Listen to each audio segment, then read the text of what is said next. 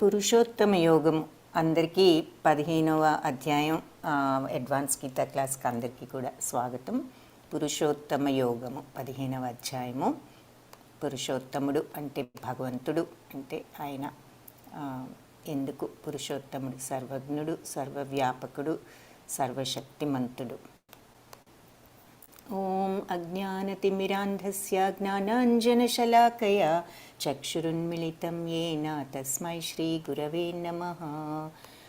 హే కృష్ణ కరుణా సింధో దీనబంధో జగత్పతే గోపేశ గోపికా కాంత రాధా కాంత నమోస్తుతే. తప్త కాంచన గౌరాంగీ రాధే బృందావనేశ్వరీ వృషభానుసుతే దేవీ ప్రణమామి హరిప్రియే. జయ శ్రీ కృష్ణ చైతన్య ప్రభు నిత్యానంద శ్రీ అద్వైత గదాధర శ్రీవాసాది గౌరభక్త బృంద. హరే కృష్ణ కృష్ణ కృష్ణ హరే హరే, హరే రామ రామ రామ హరే హరే, హరే కృష్ణ కృష్ణ కృష్ణ హరే హరే, హరే రామ రామ రామ హరే హరే. హరే కృష్ణ.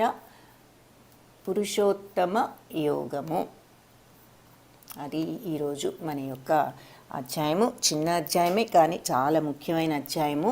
అన్ని శ్లోకాలు కూడా చాలామంది ఈ 15వ అధ్యాయము 12వ అధ్యాయము చాలామంది అన్ని శ్లోకాలు కూడా గడ్డత నేర్చుకుంటూ ఉంటారు. మొట్టమొదట భగవాను వాచ ఈ ఫస్ట్లోనే కొంచెం ఈ చాప్టర్ని అర్థం చేసుకోవటం. నేను ఇంతకుముందు కూడా చెప్పాను, 13th చాప్టర్ ఒకటి కొంచెం కష్టం అర్థం చేసుకోవటం. ఆ తరువాత 15వ అధ్యాయం మొట్టమొదటి శ్లోకాలు, ఈ 15వ అధ్యాయంలో ఉన్న మొదటి ఫ్యూ శ్లోకాస్, ఆ తరువాత మామూలు అర్థం చేసుకోవటం ఇంకా ఒక రవ్వ ఇంత కష్టం కాదు. బట్ ఫస్ట్ ఫ్యూ శ్లోకాస్ కొద్దిగా మనం శ్రద్ధగా వినాలి. భగవాను వాచతో ప్రారంభం. శ్రీ భగవాను వాచ ఊర్ధ్వమూలమధశాఖం అశ్వత్థం ప్రాహురవ్యయం ఛందాంసి యస్య పర్ణాని యస్తం వేద స వేదవేత్. అంటే శ్రీ భగవానుడు పలుకుతున్నారన్నమాట. ఏమని? హరే కృష్ణ శ్రీదేవి మాతాజీ, హరే కృష్ణ. ఏమంటున్నారు భగవంతుడు? ఊర్ధ్వమూలం అధశాఖం అంటే ఊర్ధ్వం అంటే ఈ పైన, ఊర్ధ్వం అంటే పైన, మూలం పైకున్నది అంటే మూలం ఏమిటి? వ్రేళ్ళు, చెట్టు మొదలన్నమాట. ఆ వ్రేళ్ళు అవి ఆ మూలం, చెట్టుకు మూలం వ్రేళ్ళు, ఆ క్రింది భాగమేమో పైకున్నదట. అశ్వత్థ అధశాఖం కిందకేముంది? అధ అంటే కిందకి, శాఖం అంటే బ్రాంచెస్ అన్నమాట. సో ఈ కొమ్మలన్నీ ఏమో కిందకున్నాయి, ఈ వ్రేళ్ళు చెట్టు మొదలేమో పైకుంది అని చెప్తున్నారు. ఏమిటిది? అశ్వత్థం ప్రాహుర్ అవ్యయం అంటే దీన్ని అశ్వత్థం ప్రాహు అంటారు, అశ్వత్థం అని అంటారు దీన్ని. ఏమిటి అశ్వత్థం? అవ్యయమైనది, ఇది నాశనం లేనటువంటిది, అవ్యయమైనది ఈ అశ్వత్థ వృక్షము.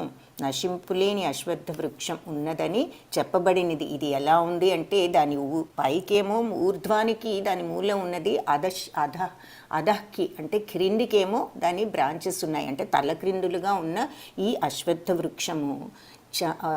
అవ్యయమైనటువంటి ఈ అశ్వత్థ వృక్షం ఒకటి ఉంది అని చెప్తున్నారు. ఏమిటి?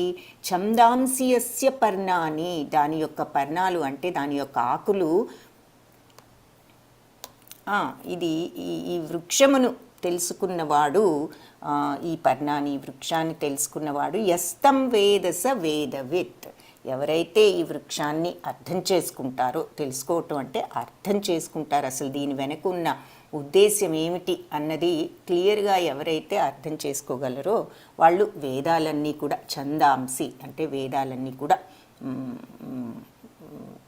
ఈ ఈ విషయాన్ని అర్థం చేసుకున్న వాళ్ళు వేదాలన్నింటినీ కూడా తెలిసిన వాళ్ళు. వేళ్ళు పైకి కొమ్మలు క్రిందికి వేద మంత్రాలు ఆకులుగా పర్ణాని. సో పర్ణాని అంటే ఆకులు. ఈ ఆకులన్నీ కూడా ఛందాంసి అంటే వేద మంత్రములు అని చెప్పబడింది. ఇటువంటి అశ్వత్థ వృక్షము ఎవరైతే అర్థం చేసుకుంటారో వాళ్ళు వేదాలు తెలిసిన వాళ్ళు. సో వేళ్ళు పైకి కొమ్మలు క్రిందికి వేద మంత్రాల ఆకులుగా కలిగినటువంటి ఈ నశింపులేని అవ్యయమైన అశ్వత్థ వృక్షం ఒకటి ఉన్నది. ఈ వృక్షాన్ని తెలుసుకున్న వాళ్ళు వేదాలన్నింటినీ తెలుసుకున్న వాళ్ళు అవుతారు అని చెప్తున్నారు. అధశ్చోర్ధ్వం ప్రసృతాస్తస్య శాఖా గుణప్రవృద్ధా విషయ ప్రవాల అధశ్చ మూలాన్యనుసంతతాని కర్మానుబంధీని మనుష్యలోకే. సో అధశ్చోర్ధ్వం ఈ వృక్షం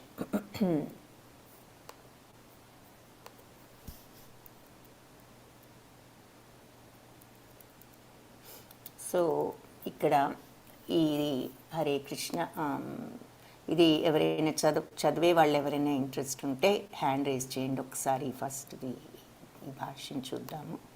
హరే కృష్ణ ప్రవీణ్ కుమార్ గారు చదవండి. హరే కృష్ణ మాతాజీ. హరే కృష్ణ చదవండి. భౌతిక జగత్ మాతాజీ ఇక్కడ భౌతిక జగత్తు బంధము అక్కడ. సరే మాతాజీ. భౌతిక జగత్తు బంధము ఇచ్చట అశ్వత్థ వృక్షముతో పోల్చబడినది. కామ్యకర్మల యందు రతుడైన వాడు ఈ అశ్వత్థ వృక్షపు తుదిని తెలియక ఒక కొమ్మ నుండి వేరొక కొమ్మకు సదా మారుచుండు. అనగా భౌతిక జగమును ఈ అశ్వత్థ వృక్షమునకు అంతం అనేది లేదు. అట్టి వృక్షమునందు ఆసక్తుడైన వానికి ముక్తి లభించు అవకాశమే లేదు. ఆత్మోద్ధారమునకై ఉద్దేశింపబడిన వేద మంత్రములు ఈ వృక్షపు ఆకులుగా పేర్కొనబడినవి. విశ్వము యొక్క అత్యున్నత లోకమైన బ్రహ్మలోకము నుండి ఆరంభమగుటచే దీన్ని వ్రేళ్ళు ఊర్ధ్వముగా నున్నవి. అవ్యయమైన ఈ మాయా వృక్షమును అవగతము చేసుకొనినచో మనుజుడు దాని నుండి బయటపడగలడు. భౌతిక జగత్తు బంధము నుండి ముక్తి నొందుటకు గల ఈ పద్ధతిని సంపూర్ణముగా అవగాహన చేసుకొనవలెను. భవబంధ విముక్తికి పలు విధానములు కలవని గడిచిన అధ్యాయములందు వివరింపబడినది. వానిలో పరమ పురుషుడైన శ్రీకృష్ణ భగవానునికి భక్తియుత సేవ నొనర్చుటయే ఉత్తమోత్తమ పద్ధతి అని త్రయోదశాధ్యాయము వరకు మనము గాంచుచున్నాము. భౌతిక కర్మల యందు అనాసక్తి మరియు శ్రీకృష్ణ భగవానుని భక్తియుక్త సేవ యందు ఆసక్తి ఎనునవి అట్టి భక్తియుక్త సేవకు ప్రాథమిక సూత్రములు. వ్రేళ్ళు పైభాగమున మరియు కొమ్మలు కింది భాగమున గల వృక్షపు ప్రత్యక్షానుభవం ఈ ప్రపంచం. హరే కృష్ణ ప్రభుజీ ఇది చదువుతారా?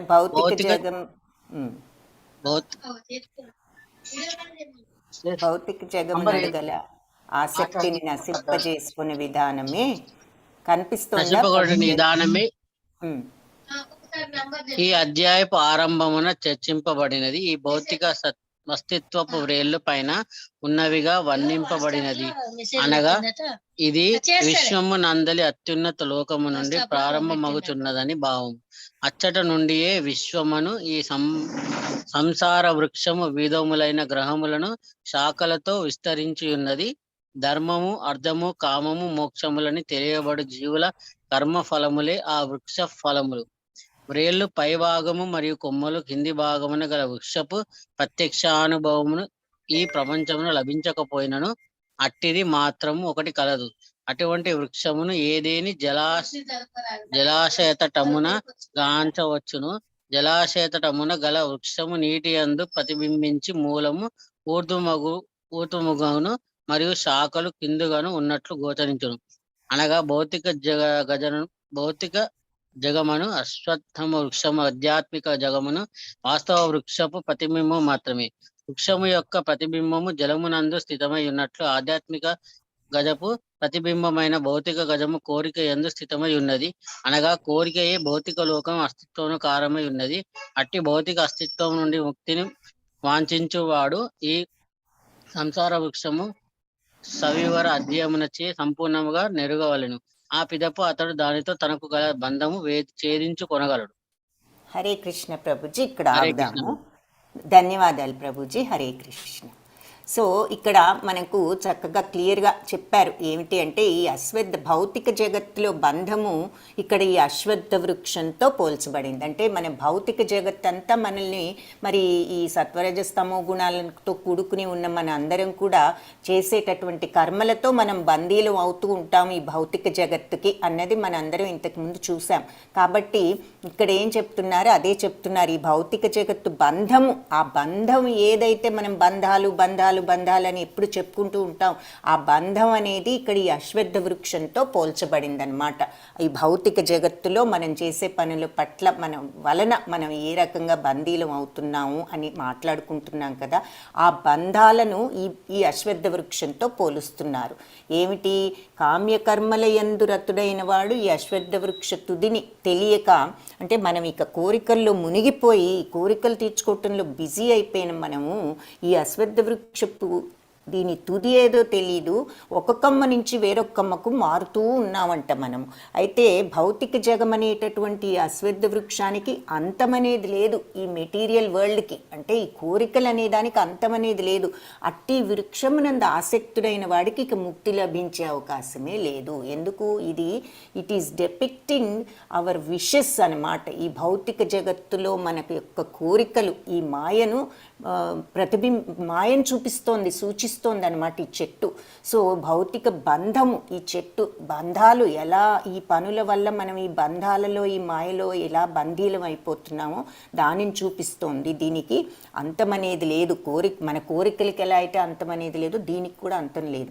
ఆత్మోద్ధారణకై ఉద్దేశింపబడిన వేద మంత్రాలు ఏమిటి, ఈ వృక్షపు ఆకులు, అవన్నీ ఏమిటి, ఆకులేమో వేదమంత్రాలు అనమాట. వేదమంత్రాలు దేనికి, మన ఆత్మోద్ధారణ, మనకు ఆత్మజ్ఞానం రావటానికి వేదాలు హెల్ప్ చేస్తాయి. కాబట్టి ఈ ఆకులన్నీ కూడా మనకు వేదమంత్రాలు లాంటివి అని చెప్తున్నారు. అంటే ఇదంతా భౌతిక జగత్తును ప్రతిబింబిస్తుంది. సో ఈ భౌతిక జగత్తులో మనకి వేదాలు కూడా ఉన్నాయి. ఎందుకున్నాయి అంటే ఈ వేదాల ద్వారా చదివి మనం ఆత్మానుభూతిని, ఆత్మను అర్థం చేసుకోవటం, ఆత్మ సాక్షాత్కారం కోసం ప్రయత్నించటానికి. అందుకని వేదాలు, ఆకులు వేదాలు కింద ఉన్నాయని చెప్తున్నారు. విశ్వం యొక్క అత్యున్నత లోకము బ్రహ్మలోకం నుంచి ఆరంభమవుతుంది కదా. ఇది మనందరం గోలోక చాట్లో కూడా చూసాం. మన భౌతిక ప్రపంచం ఎలా ఉంటుందంటే అన్నిటికంటే పైన బ్రహ్మలోకం ఉంటుంది. బ్రహ్మలోకం తర్వాత మనకి ఈ పైలోకాలు అంటే జనర్లోకం, మహర్లోకం, తపోలోకం, స్వర్గలోకం ఇవన్నీ ఉంటాయి. మధ్యలో భూలోకం ఉంటుంది. కింద మళ్ళీ అతల సుతల వితల తలాతల పాతాళ లోకాలన్నీ కింద ఉంటాయని చూసాం. సో ఈ భౌతిక జగత్తులో అన్నిటికంటే పైన ఉన్న అత్యున్నత లోకం బ్రహ్మలోకం. దాని నుంచి ప్రారంభమవుతుందన్నమాట. మరి భౌతిక జగత్తు అలా ఉంటుంది. సో ఈ చెట్టు తలకిందులుగా ఉంది కాబట్టి ఇది అక్కడ బ్రహ్మలోకం ఉందనుకోవచ్చు. దీని వ్రేళ్ళు ఊర్ధ్వంగా ఉన్నాయి, వేళ్ళు పైకున్నాయి.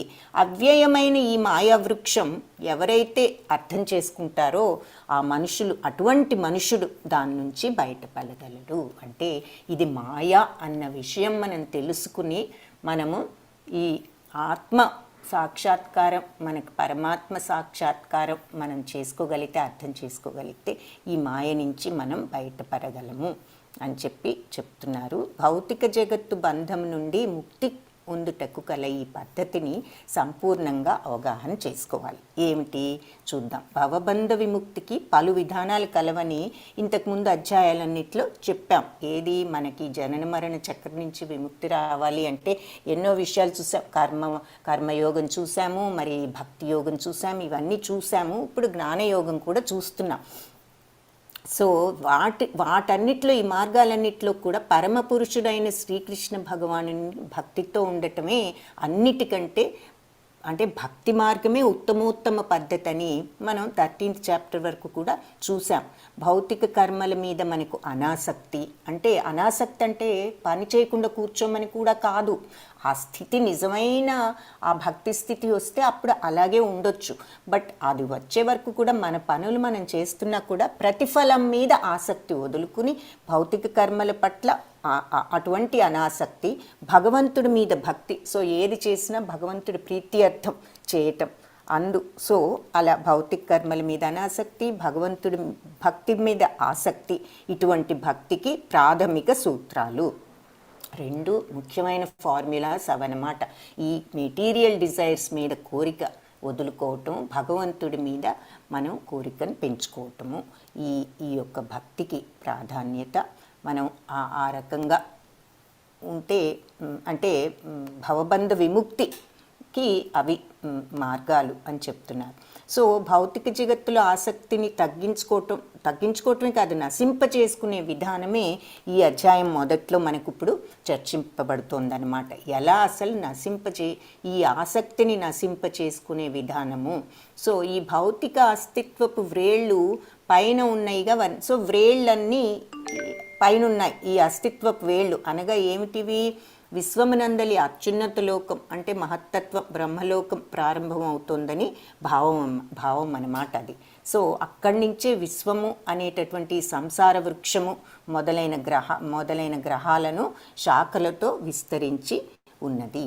సో ధర్మము, అర్థము, కామ, మోక్ష, ఈ 4 పురుషార్థాలు అంటారు కదా. ధర్మ, అర్థ అంటే డబ్బు, ధర్మము మరి సంపద కానీ, కామము మరి సరి అయిన కామము, ఇవన్నీ డబ్బు అంటే మనకు అవసరమైనంత వరకు మనము తీసుకోవచ్చు. ఆ తర్వాత మిగిలినది మనము అందరికీ కూడా ఉపయోగపడే కార్యాలకు వినియోగించాలి అని కూడా దీని అర్థం. కామం కూడా మనకు అవసరమైనంత వరకు మనం జీవించటానికి, ఉండటానికి, అంతేకాని దురాశ కాదు అని. మోక్షము, ఇకపోతే మోక్షం కోసం ఈ 4 విషయాలతో తెలియబడు జీవుల కర్మఫలాలే ఆ వృక్ష ఫలాలు. సో ఈ అశ్వత్థ వృక్షానికి వచ్చినటువంటి ఫలితాలు ఏమిటంటే ఈ ధర్మార్థ కామ మోక్షములు అని తెలియబడు జీవుల కర్మ ఫలాలే ఈ ఫలవృక్షములు. ఈ ధర్మం వలన కానీ, అర్థం వలన కానీ, కామం వలన కానీ, వీటి వల్ల మనకు వచ్చేటటువంటి కర్మ ఫలితాలు ఆ యొక్క వృక్షం యొక్క పళ్ళు అని చెప్తున్నారు. సో ఆకులన్నీనేమో వేద మంత్రాలని చెప్తున్నారు. అలాగే ఈ పళ్ళన్నీనేమో ధర్మార్థ కామ మోక్షాలతో మనకు వచ్చేటటువంటి ఫలితాలు అన్నమాట. అవి పళ్ళు. వ్రేళ్ళు పై భాగంలో, కొమ్మలు కింద భాగంలో ఉన్నాయి. సో ఈ వ్రేళ్ళన్నీ ఏం సూచిస్తున్నాయో మళ్ళీ ఇంక తర్వాత చూద్దాము. సో ఈ అశ్వత్థ వృక్షము ఆధ్యాత్మిక జగానికి ఏమిటి అంటే మరి పైన వేళ్ళు ఉండటం, కింద బ్రాంచెస్ ఉండటం మనం ఎక్కడా మామూలుగా చూడం. కానీ ఇలాంటి చెట్టు ఒకటి ఉన్నది, ఎక్కడా మనకి కనిపించదు. ఎక్కడ కనిపిస్తుంది? ఓన్లీ ప్లేస్లో కనిపించేది ఎక్కడంటే మనకి ప్రతిబింబంగా నీటిలో కనిపిస్తుంది. ఏదైనా నీటి దగ్గరికి వెళ్ళి ఒడ్డున ఏదైనా చెట్టు, మర్రి చెట్టు లాంటిది ఉన్నా, ఇంకే చెట్టు ఉన్నా మనకు ఆ ప్రతిబింబం కనిపిస్తుంది. ఉదాహరణకు ఒక మర్రి చెట్టు ఒడ్డున, ఒక కాలువ ఒడ్డున ఉందనుకోండి మర్రి చెట్టు, మనకు నీటిలో ఇలాగే వ్రేళ్ళేమో ఏదో మొదలేమో కింద పైన ఉన్నట్లు, చెట్లేమో బ్రాంచెస్ ఏమో కింద ఉన్నట్లు కనిపిస్తుంది, అవునా? సో అలాగే నీటిలో ఆ చెట్టు తలక్రిందులుగా ఎలా కనిపిస్తుందో ఈ భౌతిక జగత్తు కూడా ఆధ్యాత్మిక జగానికి రిఫ్లెక్షన్ అన్నమాట. అసలైన చెట్టు నీటిలో ఎలా ప్రతిబింబిస్తుందో ఆధ్యాత్మిక జగత్తు కోరిక అనే దాని మీద ప్రతిబింబించి ఈ భౌతిక జగత్తు ఉంటుంది. సో ఆధ్యాత్మిక జగత్తు మరి ఇటువంటివి ఏమీ లేనిది, ప్యూర్ అయినది, శుద్ధమైనది. అది కోరికలో వచ్చేటప్పటికి ఆ కోరిక దానిని తలక్రిందులుగా చేస్తోంది. సో అది ఇక్కడ మనం ఈ పాయింట్ ఒకటి గుర్తుంచుకోవాలి. సో మామూలు నీటిలో గనక చెట్టు మనకు తలకిందులుగా ఎలా కనిపిస్తుందో ప్రతిబింబం, ఈ భౌతిక జగత్తు తలకిందులుగా ఉన్న ఈ అశ్వత్థ వృక్షం ఏమిటి అంటే ఆధ్యాత్మిక జగత్తు యొక్క ప్రతిబింబం అన్నమాట. ఎందులో ప్రతిబింబిస్తోంది? నీటిలో మామూలు చెట్టు ప్రతిబింబం మనం చూస్తున్నామే, అలాగే ఇది కోరిక అనే నీటిలో ప్రతిబింబిస్తోంది. ఆధ్యాత్మిక జగత్తు యొక్క ప్రతిబింబం కోరిక అనే నీటితో ఈ రకంగా అశ్వత్థ వృక్షంగా తలక్రిందులుగా ఈ భౌతిక జగత్తు ప్రతిబింబిస్తోంది. సో అది ఇక్కడ ముఖ్యమైన పాయింట్. సో ఈ భౌతిక జగత్తు reflection of the spiritual world, ఆధ్యాత్మిక జగత్తుకు ప్రతిబింబమే, కానీ కోరిక అనే దాంట్లో ప్రతిబింబించి అది అలా తలకిందులైపోయింది. సో కోరిక వలన ఈ ఆధ్యాత్మిక జగత్తంతా కూడా ఈ మాయలో నిండిపోవటానికి కారణం అది అని ఇక్కడ మనం ముఖ్యమైన పాయింట్. ఇకపోతే ముక్తిని వాంఛించేవాడు ఈ సంసార వృక్షమును సవివర అధ్యయనంతో సంపూర్ణముగా తెలుసుకోవాలి. అసలు దీని యొక్క అట్టి భౌతిక అస్తిత్వం నుంచే ముక్తిని వాంఛించేవాడు. కాబట్టి ఆధ్యాత్మిక జగత్తుకు ప్రతిబింబమైన ఈ భౌతిక జగము ఈ కోరికలో స్థితమై ఉన్నది, దాంట్లో ప్రతిబింబిస్తోంది. కాబట్టి కోరికే భౌతిక లోకానికి అస్తిత్వానికి అంతటికి అస్తిత్వానికి కూడా కారణమై ఉంది. ఈ భౌతిక లోకానికి అన్నీ ఈ రకమైన మాయ ఇదంతా కూడా బికాస్ ఆఫ్ డిజైర్, కోరిక. సో అలాంటి అస్తిత్వం అంటే స్టెబిలిటీ లేనిదన్నమాట. దాని నుంచి ముక్తిని వాంఛించేవాడు ఈ సంసార వృక్షాన్ని సవివర అధ్యయనంతో, అంటే బాగా క్షుణ్ణంగా పరిశీలించి అండర్స్టాండ్ చేసి చదవటం అంటే ఇక్కడ క్షుణ్ణంగా పరిశీలించి సంపూర్ణంగా తెలుసుకోవాలి. అప్పుడు అతను దానితో కల బంధాన్ని ఛేదించుకోగలుగుతాడు అని చెప్తున్నారు.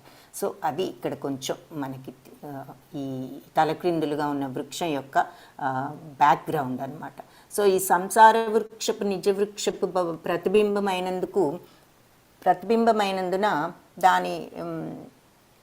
దానికి ప్రతిరూపంగా ఉన్నది ఈ సంసార వృక్షం.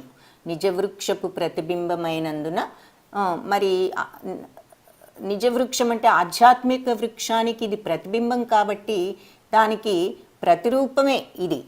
వాస్తవానికి ఆధ్యాత్మిక జగన్నందు సర్వము ఉన్నాయి, అన్నీ ఉన్నాయి. అక్కడ ఎప్పుడు కూడా ఆనందమే. ఇక మనకు ఆనందం అనేది ఏమిటి? కోరిక లేనప్పుడు మనకు ఆనందానికి సుఖానికి తేడా ఉంది. సుఖం అంటే మనకి ఇది బాగుంది అది బాగుంది సుఖంగా ఉండాలి అనేది వేరు. దానివల్ల ఏదో ఆనందం వస్తుంది అనుకుంటున్నాం మనం, కానీ సుఖం వల్ల వచ్చే ఏ ఆనందం కూడా మనకు పర్మనెంట్గా ఉండదు ఈ సుఖాల వల్ల. కాబట్టి ఈ ఆనందం అనేది ఆత్మను తెలుసుకున్నప్పుడే మనకు ఆ పర్మనెంట్ ఆనందం అనేది వస్తుంది. అది భగవద్భక్తి భావంలో ఉంటే మనకు ఆ ఆనందాన్ని మనం ఎక్స్పీరియన్స్ చేయగలుగుతాం. సో ఇక్కడ నిరాకారవాదులు బ్రహ్మమే సంసార వృక్షానికి మూలమని భావిస్తారు. సాంఖ్యతత్వం అంటే ఆత్మతత్వాన్ని అనుసరించి ఆ మూలం నుంచే ప్రకృతి, పురుషుడు, త్రిగుణాలు, సత్వరజస్తమో గుణాలు, ఆ తర్వాత పంచమహాభూతాలు, దశేంద్రియాలు అంటే కర్మేంద్రియాలు, మన జ్ఞానేంద్రియాలు, అన్నీ 10 ఇంద్రియాలు, మనస్సు మొదలైనవన్నీ కూడా వస్తున్నాయి ఆ మూలం నుంచే. ఏది? సంసార వృక్షానికి ఆ బ్రహ్మం నుంచే వస్తున్నాయి. ఈ విధంగా వాళ్ళు సమస్త భౌతిక జగము 24 తత్వాలుగా విభజిస్తారు.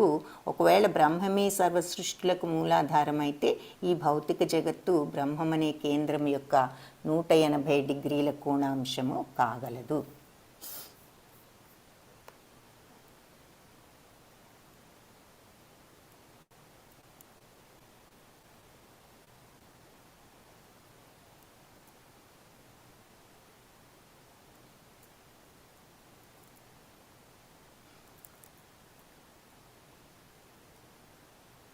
హరే కృష్ణ. ఈ 1 పారాగ్రాఫ్ చదివే వాళ్ళు ఎవరైనా ఉంటే హ్యాండ్ రైజ్ చేయండి. ఈ లాస్ట్ ఫ్యూ లైన్స్ ఎవరైనా చదువుతారా? చదివితే ఈ ఫస్ట్ 2-3 శ్లోకాస్ కొంచెం క్లియర్గా క్షుణ్ణంగా చూస్తే మనకు అర్థమవుతుంది. ఇది ఎవరైనా చదివే వాళ్ళు ఉంటే దయచేసి హ్యాండ్ రైజ్ చేయండి.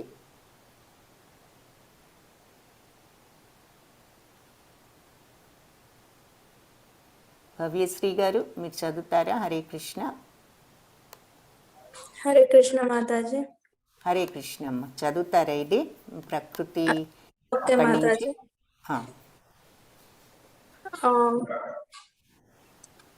ఇది ప్రకృతి శ్రీకృష్ణ భగవానుని బాహ్య శక్తి అనియు పురుషుడు సర్వము శ్రీకృష్ణ భగవానుడే అనియు స్వయంగా శ్రీకృష్ణ భగవానుడే స్వయము అని శ్రీకృష్ణ భగవానుడే అనియు భగవద్గీత యందు వివరింపబడింది. ఈ విశ్వ ప్రకటనము భౌతికమైనదందున తాత్కాలికమైనది. కొన్ని మార్లు కనిపించి కొన్ని మార్లు కనిపించక యుండేడి ప్రతిబింబము తాత్కాలికమైనదే కదా, కానీ ప్రతిబింబమున కారణమైన మూలము మాత్రము శాశ్వతమైనది. కనుకనే ఆధ్యాత్మిక వృక్షపు భౌతిక ప్రతిబింబము ఛేదింపబడవలయును. ఎవరైనా మనుషుడు వేదముల నెరిగిన వాడని చెప్పబడినప్పుడు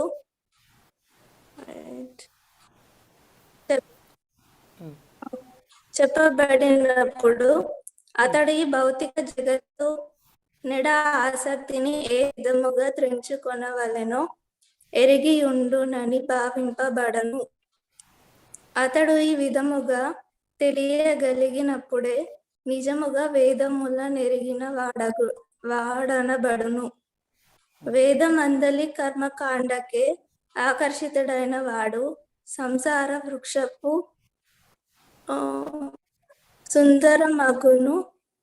సుందరమగు పచ్చని ఆకులకు ఆకర్షితుడైన వాడగును. అనగా అట్టివాడు వేదముల యథార్థ ప్రయోజనమును ఎరుగలేడు. భగవానుడే స్వయముగా తెలుపనట్లు ప్రతిబింబిత సంసార వృక్షమును ఛేదించి ఆధ్యాత్మిక జగత్తనడి యథార్థ వృక్షమును పొందుటయే వేదముల ప్రయోజనం. హరే కృష్ణ. వెరీ గుడ్, ధన్యవాదాలమ్మా. సో ఏం చెప్తున్నారంటే ఇక్కడ ప్రకృతి శ్రీకృష్ణ భగవానుడి బాహ్య శక్తి, భగవంతుడు. పురుషుడేమో స్వయంగా శ్రీకృష్ణ భగవానుడే అని మనం ఇంతకుముందే భగవద్గీతలో చెప్పుకున్నాం. ప్రకృతి పురుషుడు అంటే పురుషుడేమో భగవంతుడైతే ప్రకృతి ఆయన యొక్క శక్తి, ఫిజికల్ ఎనర్జీ, బాహ్య శక్తి అన్నమాట. అదే ఈ ప్రకృతి.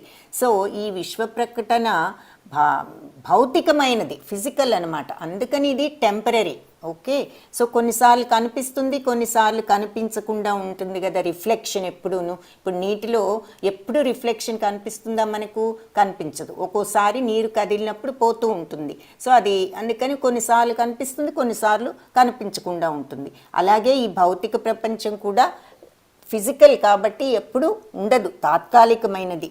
కానీ ప్రతిబింబానికి ఏది మూలమో అది ఎప్పుడు స్థిరంగానే ఉంటుంది, అంతే కదా. చెట్టు ఉంటుంది, దాని రిఫ్లెక్షన్ ఎప్పుడు కనిపించదు. ఒక్కొక్కసారి కనిపిస్తుంది నీళ్ళల్లో, ఒక్కొక్కసారి కనిపించదు. అలాగే ఆధ్యాత్మిక ప్రపంచం ఎప్పుడు కూడా ఉంటుంది. ఈ భౌతిక ప్రపంచం భగవంతుడి బాహ్య శక్తి కాబట్టి కొన్నిసార్లు ఉంటుంది, కొన్నిసార్లు ఉండదు. కానీ మనం ఈ ప్రతిబింబం అనే ఈ చెట్టును, ఈ ప్రతిబింబాన్ని, ఈ భౌతిక ప్రపంచం అనేటటువంటి చెట్టును మనం ఛేదించాలి, కొట్టివేయాలి. అంటే కొట్టివేయాలంటే ప్రపంచాన్ని కొట్టివేయటం అనటం కాదు. ఈ ప్రపంచంలో మాయతో ఉంటున్నాం మనం. ఆ మాయను, మనలో ఉన్న మాయను కొట్టివేయాలి. ఎవరైనా సరే మనుషులు వేదాలు ఎరిగిన వాళ్ళని చెప్తే అతడు ఈ భౌతిక జగత్తు మీద ఆసక్తిని ఎలా తెంచుకోవాలో తెలిసినవాడు అని అర్థం అన్నమాట. ఇతను ఎంతో వేద పండితుడు అంటే వేదాలన్నీ కంటతా వచ్చేసిన వాళ్ళని మనం, అది వేరు. కానీ అసలు నిజంగా వేదాలు ఎరిగిన వాడు ఎవరు అంటే ఈ భౌతిక జగత్తు మాయను ఏ రకంగా త్రెంచుకోగలడో అతను నిజమైన వేదాలను తెలిసినవాడు. సో అది వేదాల్లోని కర్మకాండలకి ఆకర్షితులైతే ఆ వేదాలలో సంసార వృక్షపు సుందరమగు పచ్చని ఆకులకు ఆకర్షితుడైన వాడు అగును. సో ఇప్పుడు మనం ఆ పచ్చదనం వరకే చూస్తే చెట్లో అసలు వృక్షం ఏమిటి, దాని ఆకులు ఏమిటి, అండ్ వేద మంత్రాలన్నీ ఆకులు అంటున్నాం కదా.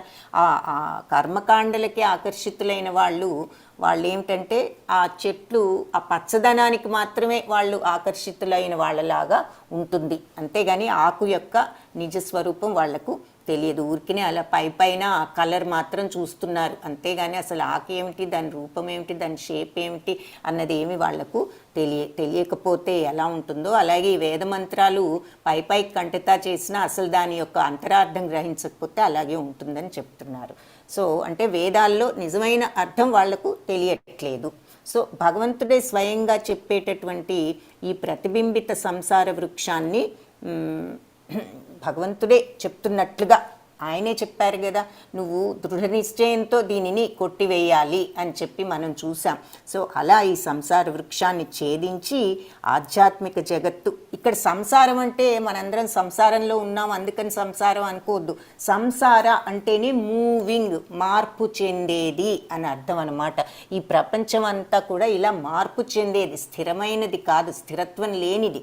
కాబట్టి ఈ స్థిరత్వం లేనటువంటి ఈ ప్రపంచ మాయను మనం ఎప్పుడు ఏదో ఒకటి ఇది కాదు అది కాదు ఇది ఇదే ఏదో మూవ్ అవుతూ ఉంటాం మనం కోరికలతో.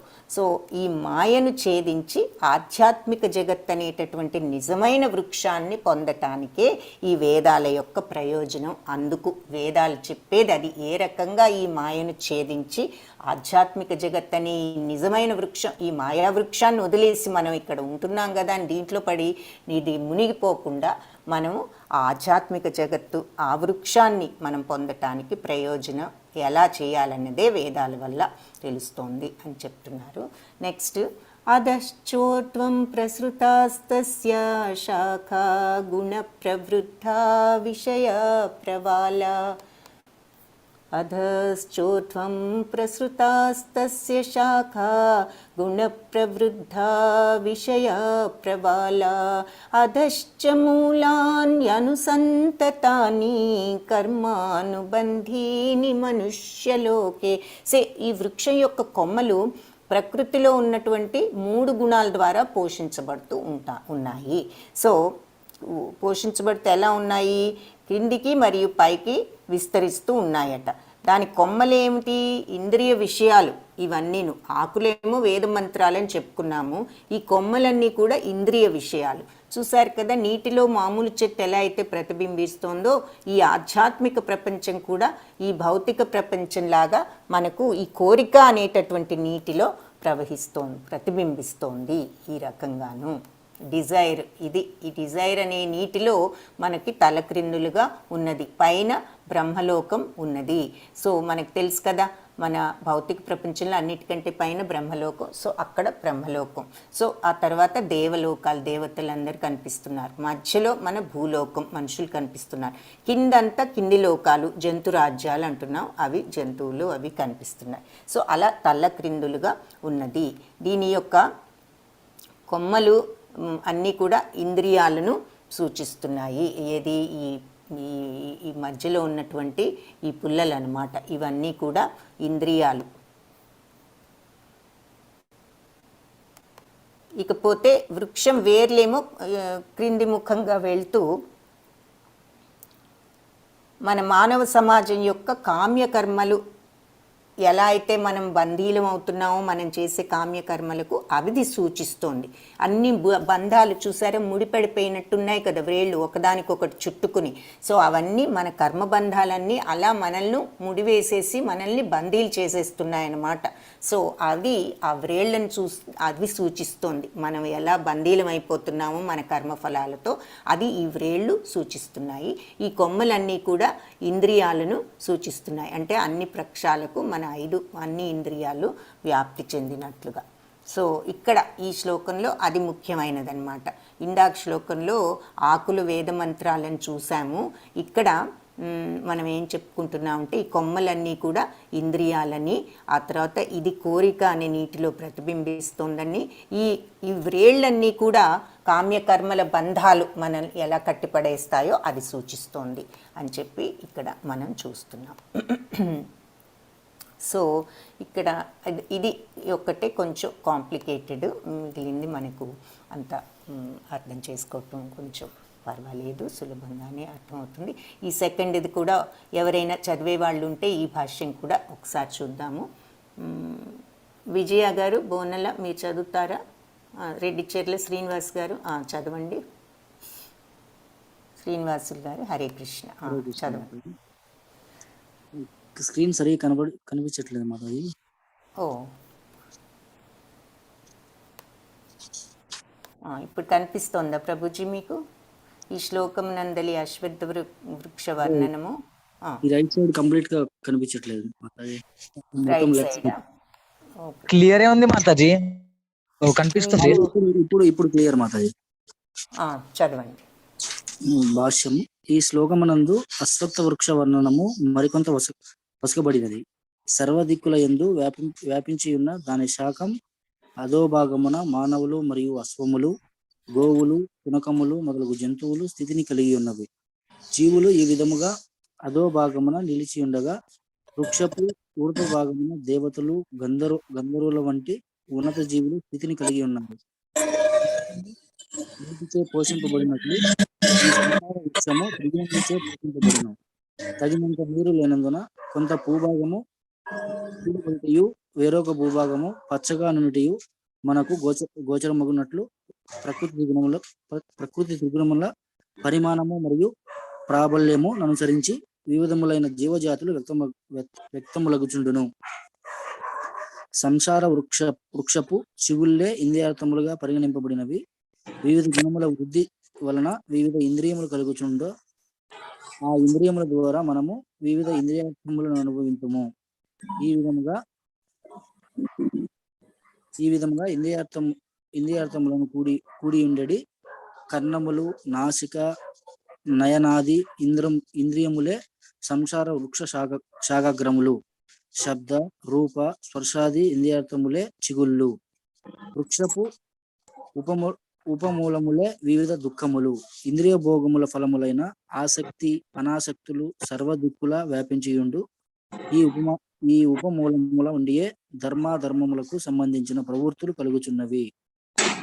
ఈ వృక్షపు యథార్థ మూలము బ్రహ్మలోకమునందుండగా ఇతర ఉపమూలములు మత్స్యలోకము నందున్నవి.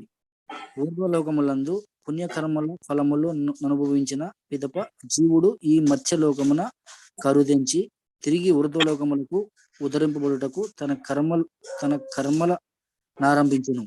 కనుకనే ఈ మర్త్యలోకము కర్మక్షేత్రముగా పరిగణింపబడుచున్నది. హరే కృష్ణ ప్రభుజీ, ధన్యవాదాలు. హరే కృష్ణ. సో ఇక్కడ ఏం చెప్తున్నారు అంటే, మనం ఇంతకుముందు చూసాం కదా, ఈ చిగుళ్ళు ఇంద్రియార్థాలు, ఆ తర్వాత మనకు ఈ వ్రేళ్ళేమో కామ్యకర్మలకు సంబంధించినవై బంధాలుగా సూచిస్తున్నాయి అని చెప్పారు. సో ఈ శ్లోకంలో అశ్వత్థ వృక్ష వర్ణను ఇంకొంచెం ఎక్స్ట్రా డిస్క్రైబ్ చేశారనమాట. ఫస్ట్ శ్లోకాల్లో మనం చూసాం ఆకులు గురించి, ఆ తర్వాత పైన బ్రహ్మలోకం ఉంటుందని, ఊర్ధ్వమూలమని, ఆ తర్వాత క్రింద వేళ్ళు, అవన్నీ కొమ్మలన్నీ ఉంటాయి అని చూసాము. ఇక్కడ ఏం చెప్తున్నారు అంటే, సర్వదిక్కులకి వ్యాపించి ఉన్న దాని శాఖలు అధోభాగంలో అంటే కింద భాగంలోనేమో మరి జంతురాజ్యాలు చూసాము, కోవులు, శునకాలు, ఇవన్నీ కూడా మనం చూసాము. ఇవన్నీ కింద రాజ్యంలో జంతురాజ్యం అని చూసాము ఈ వృక్షానికి. ఇంకపోతే మరి అలాగే ఊర్ధ్వ భాగంలో దేవతలు, గంధర్వులు వంటి ఉన్నత జీవులు ఉన్నారు. పై భాగం ఊర్ధ్వ భాగం అంటే ఈ వృక్షం గనక నీటితో పోషించబడినట్లు ఈ సంసార వృక్షం అంటే ఈ భౌతిక వృక్షం ఎవర్ మూవింగ్, ఎవర్ చేంజింగ్, అంటే ఎప్పుడు కూడా ఈ మాయతో నిండిపోయి తిరుగుతున్నటువంటి అని. సంసారం అంటే మన సంసారం అనే కాదు, సంసారం అంటే చేంజింగ్ అని దాని అర్థం అన్నమాట. సో అలా ఈ మాయా ప్రపంచము ఈ త్రిగుణాలచే మనం చెట్టుకి నీళ్లు పోసి దానిని పెంచుతూ ఉంటాం. ఈ వృక్షం, ఈ భౌతిక ప్రపంచం ఈ త్రిగుణాలతో పోషింపబడుతుంది. ఏమిటి త్రిగుణాలు? సత్వరజస్తమో గుణాలతో ఇది పోషించబడుతూ ఉందన్నమాట. అసలు ఆ గుణాలు లేనిదే మరి ఎవరికి ఏ బుద్ధి రాదు కదా. సో ఆ గుణాలే ఈ భౌతిక ప్రపంచాన్ని పోషిస్తూ ఉన్నాయి, మొత్తం సత్వరజస్తమో గుణాలు. సో తగినంత నీరు లేకపోతే భూమి ఎలా అయితే బీడు పాడుతుందో అలాగే ఈ ప్రకృతి గుణాల యొక్క పరిమాణం ఎంత, వాటి యొక్క ప్రాబల్యాన్ని అనుసరించి మనకు జీవజాతులు అన్నీ కూడా వ్యక్తమవుతూ ఉన్నాయి, వివిధ జీవజాతులు అని చెప్పేసి చెప్తున్నారనమాట. ఎంత పర్సెంటేజ్లో ఉన్నాయో ఈచ్ గుణం, దానిని బట్టి మనకి జీవజాతులు వస్తూ ఉన్నాయి సంసార వృక్షపు చిగుళ్ళే ఇంద్రియార్థాలుగా పరిగణింపబడినవి. సో ఈ ఈ సంసార వృక్షం అన్నప్పుడల్లా మళ్ళీ మామూలు సంసారం అనుకోవద్దు, భౌతిక జగత్తు అనుకోండి. ఈ భౌతిక జగత్తు యొక్క వృక్షం యొక్క చిగుళ్ళు అవి ఇంద్రియార్థాలు అంటున్నారు. అంటే ఈ గుణాలన్నీ కూడా మన వృద్ధి అవటం వల్ల, మన వివిధ గుణాల వృద్ధి వలన వివిధ ఇంద్రియాలు కలుగుచుండా ఈ ఇంద్రియముల ద్వారా మనం వివిధ ఇంద్రియార్థాలను అనుభవిస్తున్నాము. అంటే ఈ గుణాల వల్ల మన ప్రవర్తన ఉంటోంది, అలాగే ఇంద్రియాల ద్వారా మనం ఇంద్రియార్థాలను అనుభవిస్తున్నాం. ఇంద్రియ అర్థాలంటే ఏమిటి? ఇంద్రియార్థాలను కూడి ఉండేది కర్ణములు, చెవులు, ముక్కు, కళ్ళు, ఇవన్నీ కూడా ఇంద్రియాలు. అంటే ఇంద్రియ అర్థాలు కూడి ఉండేటివి ఏవి అంటే కళ్ళు, ముక్కు, చెవు, ఇవన్నీనమాట. సో ఇవన్నీ కూడా ఈ వృక్షానికి అగ్రాలు, అంటే చివర టాప్ భాగాలన్నమాట. ఏది? ఈ ఇంద్రియార్థాలు. సో ఆ ట్విగ్స్, చిగుళ్ళు. ఇకపోతే శబ్దరూప స్పర్శాది ఇంద్రియార్థాలే చిగుళ్ళు. చిగుళ్ళు ఏమిటి అంటే ఆ ఇంద్రియాల వల్ల మనం గ్రహించేటటువంటి ఇంద్రియార్థాలు ఏమిటి? శబ్దం, రూప, స్పర్శ, రసగంధాలు అని చెప్పి మనం అంటాం. సో ఈ కనిపించేది, వినిపించేది, స్పర్శ, ఈ వాసన తెలిసేది, నోటికి రుచి తెలిసేది, ఇవన్నీ కూడా చిగుళ్ళు అని చెప్పి చెప్తున్నారు. ఇకపోతే ఇంద్రియ భోగాల ఫలితాలైనటువంటి ఆసక్తి, అనాసక్తి. మరి అంతే కదా, ఇంద్రియ భోగాల వల్లనే మనకి ఆసక్తి కానీ అనాసక్తి కానీ ఏర్పడుతూ ఉంటుంది విషయాల మీద. సో సర్వదిక్కులా వ్యాపించి ఉండే ఈ ఉపమూలం నుంచియే ఈ ధర్మాధర్మాలు సంబంధించిన ప్రవృత్తులు కలుగుతున్నాయి.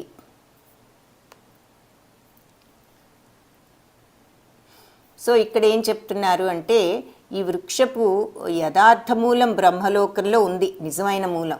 ఇతర ఉపమూలాలన్నీ మత్స్యలోకంలో ఉన్నాయి. అంటే మత్స్యలోకం అంటే మానవలోకం అనమాట. సో మెయిన్ బ్రహ్మలోకంలో ఉంది. మరి అంతే కదా, బ్రహ్మలోకం స్టార్టింగ్ పైన ఉంది అన్నిటికన్నా. మధ్య ఏది ఉంది? ఇతర ఉపమూలాలన్నీ మత్స్యలోకం, మానవలోకంలో ఉన్నాయి. సో ఈ ఊర్ధ్వలోకంలో మనము పుణ్యకర్మల ఫలితాలు అనుభవించిన తర్వాత మనం అక్కడికి స్వర్గంలోకి వెళ్తాము. పుణ్యకర్మల వల్ల అదంతా కూడా మన పుణ్యం కరిగిపోయేదాకా ఉండి మళ్ళీ మత్స్యలోకం అంటే మనుష్యలోకంలో, భూలోకంలోకి వస్తాం. వచ్చి మళ్ళీ ఆ స్వర్గలోకం కోసం పుణ్యకార్యాలు చేయటానికి మళ్ళీ చేస్తూ ఉంటామన్నమాట. కాబట్టే ఈ మత్స్యలోకం, మానవలోకాన్ని, భూలోకాన్ని కర్మక్షేత్రం అని పిలుస్తున్నారు అని చెప్పి చెప్తున్నారు. సో ఇక్కడ ఇది ముఖ్యమైన పాయింట్ ఏమిటంటే చిగుళ్ళు ఇంద్రియార్థాలు. ఇంద్రియార్థాలు అంటే శబ్దరూప స్పర్శ రసగంధాలన్నమాట. అవి ఇంద్రియార్థాలు. వ్రేళ్ళేమో కామ్యకర్మలకు సంబంధించినవి.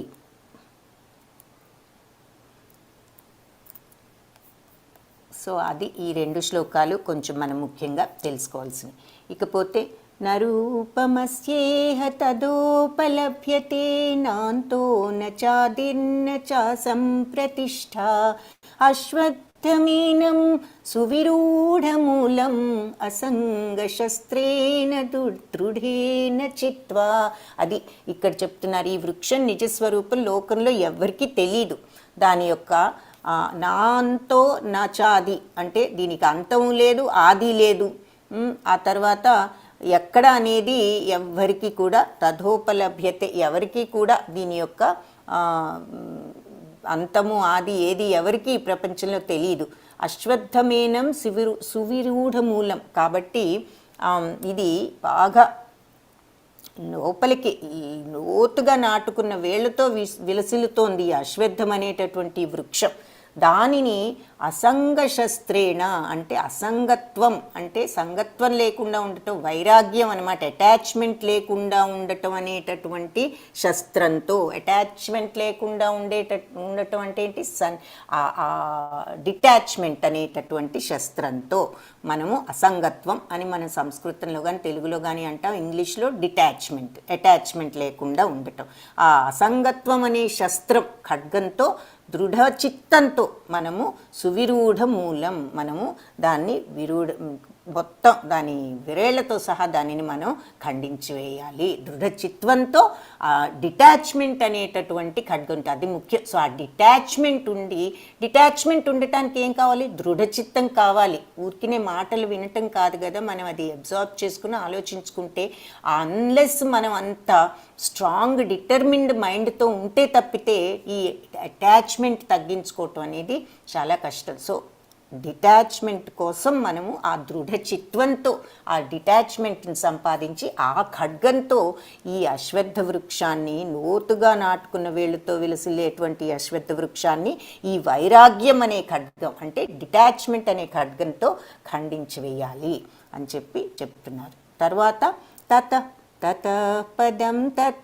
పరిమార్గితవ్యం యస్మిన్ గతానా నివర్తంతి భూయః తమేవ చాద్యం పురుషం ప్రపద్యే యత ప్రవృత్తి ప్రసృతా పురాణి.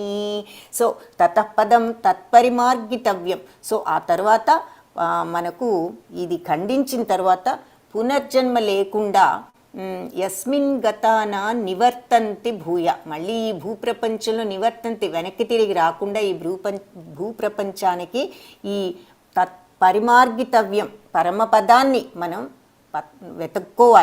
వెతకాలి. తమేవ చాద్యం పురుషం ప్రపద్యే, ఎవరి నుంచి అయితే ఇదంతా కూడా సమస్తము ఆరంభమైందో ఆయన్ని ప్రపద్యే శరణు వేడాలి. యత ప్రవృత్తి ప్రసృత పురాణి, ఆయనను అట్టి ప్రభువును మనం శరణు పొందాలి. సో ఇలా మనం ఈ వైరాగ్యం అనే ఖడ్గంతో దృఢ నిశ్చయంతో దీనిని, ఈ మాయను, అశ్వత్థ వృక్షం అనే మాయను ఖండించినట్లయితే, ఈ భౌతిక ప్రపంచపు మాయను, తరువాత ఏం చేయాలంటే పునర్జన్మ లేకుండా చేసే పరమపదాన్ని మనం వెతుక్కోవాలి. ఎవరి నుంచి సమస్తము ఆరంభమైందో, ఎవరి నుంచి అనంతకాలంగా ఈ సమస్తం అంతా కూడా వ్యాపించి ఉందో అలాంటి పరమ పురుషుణ్ణి మనం శరణు పొందాలి. తమేవ చాద్యం పురుషం ప్రపద్యే, శరణు వేడాలి అని చెప్తున్నారు. సో ముందు డిటాచ్మెంట్, దృఢచిత్తంతో డిటాచ్మెంట్ పెంచుకుని ఆ తర్వాత భగవంతుణ్ణి మనం శరణు వేడాలి. అప్పుడు మనకు పునర్జన్మ లేకుండా చేసే పరమపదం దొరుకుతుంది అని చెప్తున్నారు. సో నిర్మాణ మోహాజిత సంగదోష ఆధ్యాత్మ నిత్యా వినివృత్త కామా ద్వంద్వైర్విముక్త సుఖ దుఃఖ సంజ్ఞై గచ్చంత్యమూఢా పదమవ్యయం తత్. సో నిర్మాణ మోహ జిత సంగదోష. సో మిథ్యా గొప్పతనం అంటే ఈ మోహం, అహంకారం, నేనే చేస్తున్నాననేటటువంటి ఈ మిథ్యా గొప్పతనం అంటే నిజం కానటువంటి గొప్పతనం. మోహంతో మనం అనుకుంటున్నాం మనం గొప్పని, అటువంటి గొప్పతనం. ఈ మోహాన్ని జిత సంగదోష. సో ఈ అనురాగ దోష, సంగదోష, అటాచ్మెంట్ దోషం. అటాచ్మెంట్ అనేటటువంటి మనకు అవసరం లేనిదనమాట. అది దాన్ని ఇందాక మనం అసంగత్వం, సంగత్వం అంటే డిటాచ్మెంట్, అటాచ్మెంట్. సో జిత సంగదోష అంటే ఈ సంగదోషాన్ని, అటాచ్మెంట్ని జయించి మనం నిర్మాణ మోహాన్ని, ఈ మిథ్యా గొప్పతనాన్ని, అన్నీ నేనే అనేటటువంటి తెలియని అహంకారాన్ని, ఈ అటాచ్మెంట్ అనేటటువంటి దోషాలని గనక జయించి ఆధ్యాత్మ నిత్య వినివృత్త కామ, నిత్యము ఈ ఆధ్యాత్మికతలో అంటే ఆత్మను అర్థం చేసుకోవటంలో వినివృత్త కామ, కోరికలన్నిటినీ విడిచిపెట్టి, కామాన్ని వినివృత్తం చేసుకుని కోరికలను విడిచిపెట్టి ఈ ఆధ్యాత్మిక మార్గంలో మనం ఉండటానికి ప్రయత్నించి, అంటే ఏమిటి? ఆత్మను అర్థం చేసుకోవటం అంటే ఆత్మ సాక్షాత్కారం కోసం, ఆత్మానుభూతి కోసం, పరమాత్మను అర్థం చేసుకోవటం కోసం అన్నీ ఒకటే. ఆ మార్గం కోసం ఏం చేయమంటున్నారు? ఈ సంగదోషాలు, అహంకారాన్ని, అటాచ్మెంట్ని ముందు జయించు. ఆ తర్వాత కామాన్ని వదిలించుకో, కోరికలను తగ్గించుకుంటూ స్టార్ట్ చేయి. ఆ తర్వాత కోరికల నుంచి విముక్తుడు ఆ తర్వాత నువ్వు సుఖదుఖాది ద్వంద్వైర్విముక్త, ద్వంద్వాల నుంచి విముక్తుడు అవుతావు, ఆ ద్వంద్వాలకు అతీతుడు అవుతావు. అప్పుడు పరమ పురుషుని సుఖదుఖ సంజ్ఞై, వీటన్నిటికీ ద్వంద్వాలు, ఈ సుఖానైనా దుఃఖమైన ఇలాంటి ద్వంద్వాలన్నిటి నుంచి కూడా నువ్వు అతీతుడు అయి గచ్చంత్యమూఢా పదమవ్యయం తత్. సో శరణు ఎవరైతే గచ్చంత్య శరణు చొస్తారో వాళ్ళు పదమవ్యయం తత్ శాశ్వతమైన బ్రహ్మపదాన్ని పొందుతారు అని చెప్తున్నారు. సో మిథ్యా గొప్పతనము, మోహము, అనురాగం దోషాలను జయించాలి. సో అహంకారము ముందు చేయాల్సింది. అటాచ్మెంట్ దేనికైనా ఇది నాది నాది నాది అని ఆ విపరీతమైన అటాచ్మెంట్ ఇదంతా ఒక్కరోజులో జరగదు, కానీ మనం సాధనతో నేర్చుకోవచ్చు. సో అది ఆ అటాచ్మెంట్స్ అనేవి స్లోగా తగ్గించుకుని ఆ ఆసక్తిని, కోరికలను తగ్గించుకుంటూ వస్తే ప్రతిదీ అంటే ఇవాళే అన్నీ మానేయాలంటే కాదు, అలాని కాదు, బట్ ఈ భౌతిక రకమైన కోరికలను తగ్గించుకుని సంతృప్తిని అలవర్చుకుని ఈ సుఖదుఖ ద్వంద్వాలు ఒకవేళ కొన్ని సుఖం కలిగించవచ్చు, కొన్ని విషయాలు దుఃఖం అనిపించవచ్చు, అన్నీ మన బాడీకి మైండ్కే, ఆత్మకు ఏదీ లేదు, అది సాక్షిభూతం అనేటటువంటి విషయాన్ని పదే పదే గుర్తు చేసుకుని ఆ భావనలోకి వెళ్ళటానికి ప్రయత్నించే సాధనలో ఉంటూ అలా సుఖదుఖాది ద్వంద్వాలకు అతీతులై పరమ పురుషుని ఎప్పుడు కూడా భగవంతుణ్ణి శరణుచొచ్చి ఏదైనా నీ ప్రసాదమే అనుకునేటట్లుగా భగవంతుణ్ణి ఎప్పుడు ఆ శరణాగతి తత్వంతో ఉంటూ స్లోగా అలా ఉండగలిగినప్పుడు శాశ్వతమైన ఆ బ్రహ్మపదాన్ని పొందుతారు అని చెప్తున్నారు. నతద్భాసయతే సూర్యో న శశాంకో న పావకః యద్గత్వా న నివర్తంతే తద్ధామా పరమం మమ. సో అలాంటి నతద్భాసయతే సూర్యుని చేత భాసింపబడదు, ప్రకాశింపబడదు. నశశాంకో అలాగే చంద్రునితో కూడా భాసింపబడదు. న పావకః అగ్నితో కూడా భాసింపబడదు. ఏమిటి అది? యద్గత్వాన నివర్తంతే, అక్కడికి వెళ్ళిన వాళ్ళు అది యద్గత్వ అది ప్రాప్తించిన వాళ్ళు నా నివర్తంతే మళ్ళీ వెనక్కి తిరిగిరారు. తద్ధామ పరమమ్మమ నా యొక్క ధామం అటువంటిది అని చెప్తున్నారన్నమాట. పరంధామం నా యొక్క ధామం అటువంటిది. ఎటువంటిది? సూర్యుడిచే ప్రకాశింపబడదు, చంద్రుడిచే ప్రకాశింపబడదు, అగ్నితో కూడా ప్రకాశింపబడదు. మన భూలోకం ఉందంటే మరి మనకు వెలుగు కావాలంటే సూర్యుడు కావాలి, లేదా చంద్రుడు కావాలి, లేదా ఎలక్ట్రిసిటీ కావాలి, ఫైర్ కావాలి, అవునా? అలాగే అది అక్కర్లేదు, ఇవేమీ అక్కర్లేదు. ఈ పడటానికి కానీ వెలుగుకు కానీ సూర్యుడు అవసరం లేదు, చంద్రుడు అవసరం లేదు, అగ్ని అవసరం లేదు. భగవత్ యొక్క సహజ ఆయన యొక్క వైభవం, ఆయన ప్రకాశమే చాలు. అక్కడికి వెళ్ళిన యద్గత్వాన అది సంప్రాప్తించిన వాళ్ళు నా నివర్తంతే వెనక్కి తిరిగి రారు, ఇంకక్కడే ఉంటారు. అది ఏమిటి? తద్ధామ అటువంటి ధామం, పరమం దివ్యమైనది నా యొక్క ధామము మమ, నా యొక్క అటువంటి ధామము పరమ దివ్యమైనది. సో అట్టి నా దివ్యధామము సూర్యుడు లేదా చంద్రుడు లేదా అగ్ని లేదా విద్యుత్తు ద్వారా ప్రకాశింపబడదు.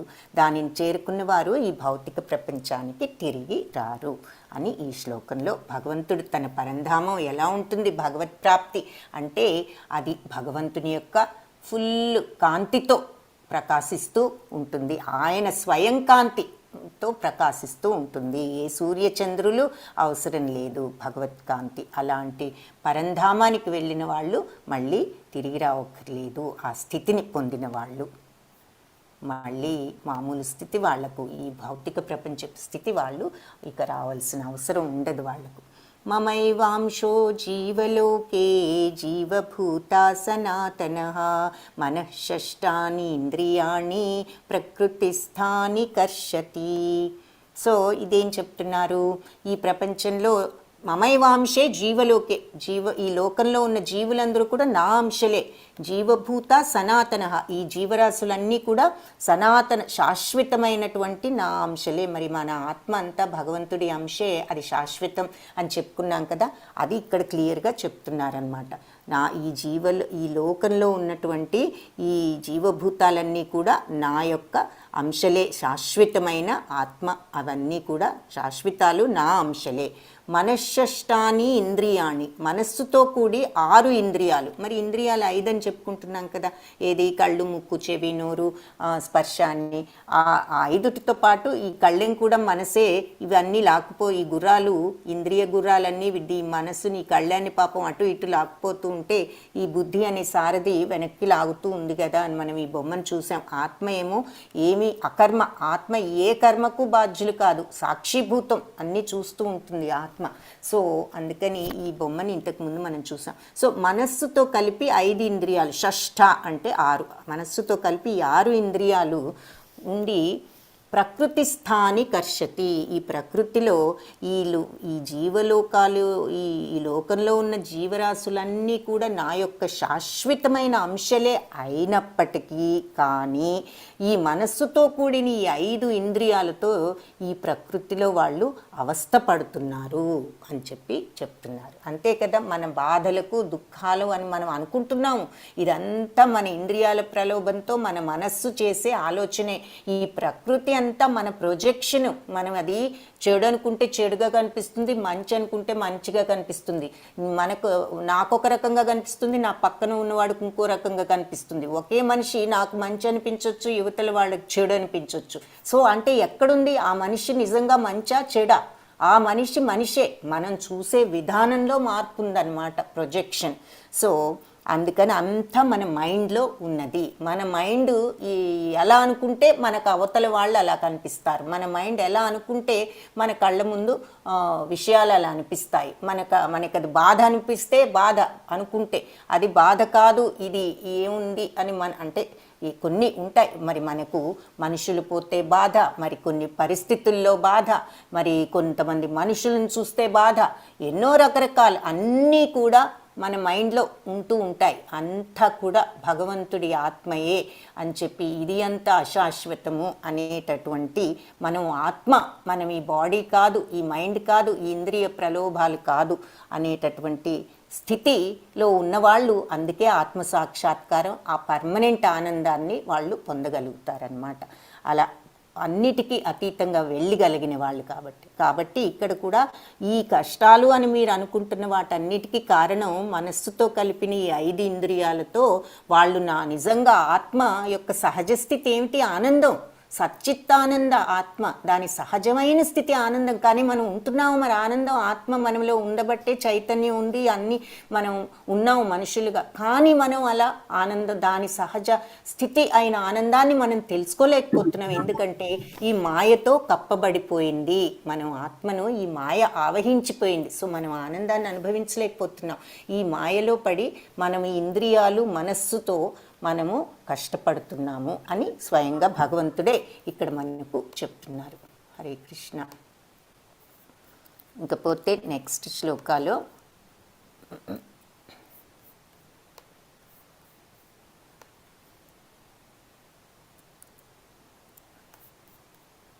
శరీరం యదవాప్నోతి యచ్చాప్యుత్క్రామతీశ్వరః గృహీత్వైతాని సంయాతి వాయుర్గంధాన్ని వాశయాత్.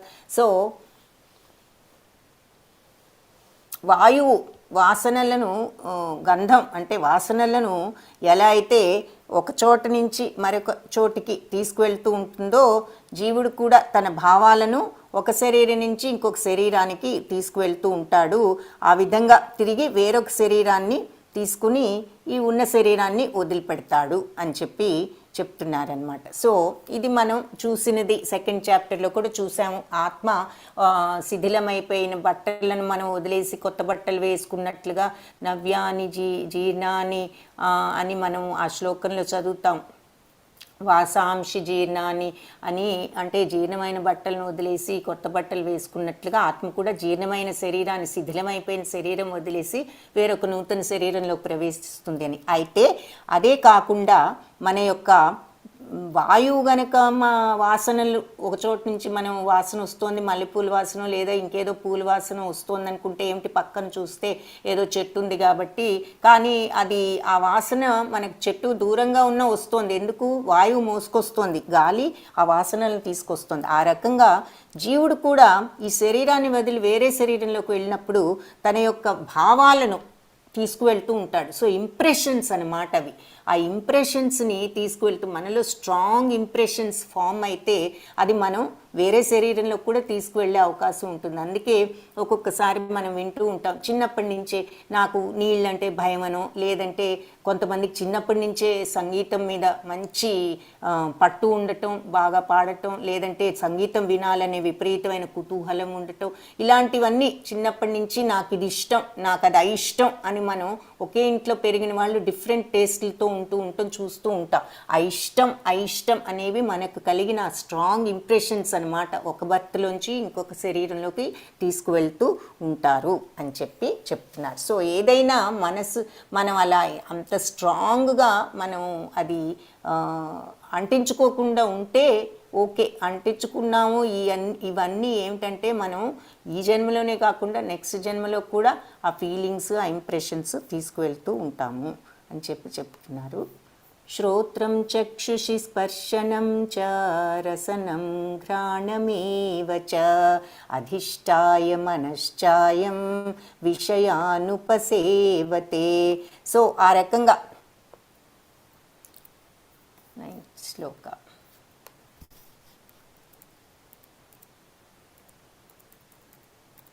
స్తోత్రం చక్షుష శ్రోత్రం అంటే కర్ణాలు అంటే ఏమిటి? చెవులు. చక్షు అంటే కళ్ళు. స్పర్శ అంటే మన స్కిన్.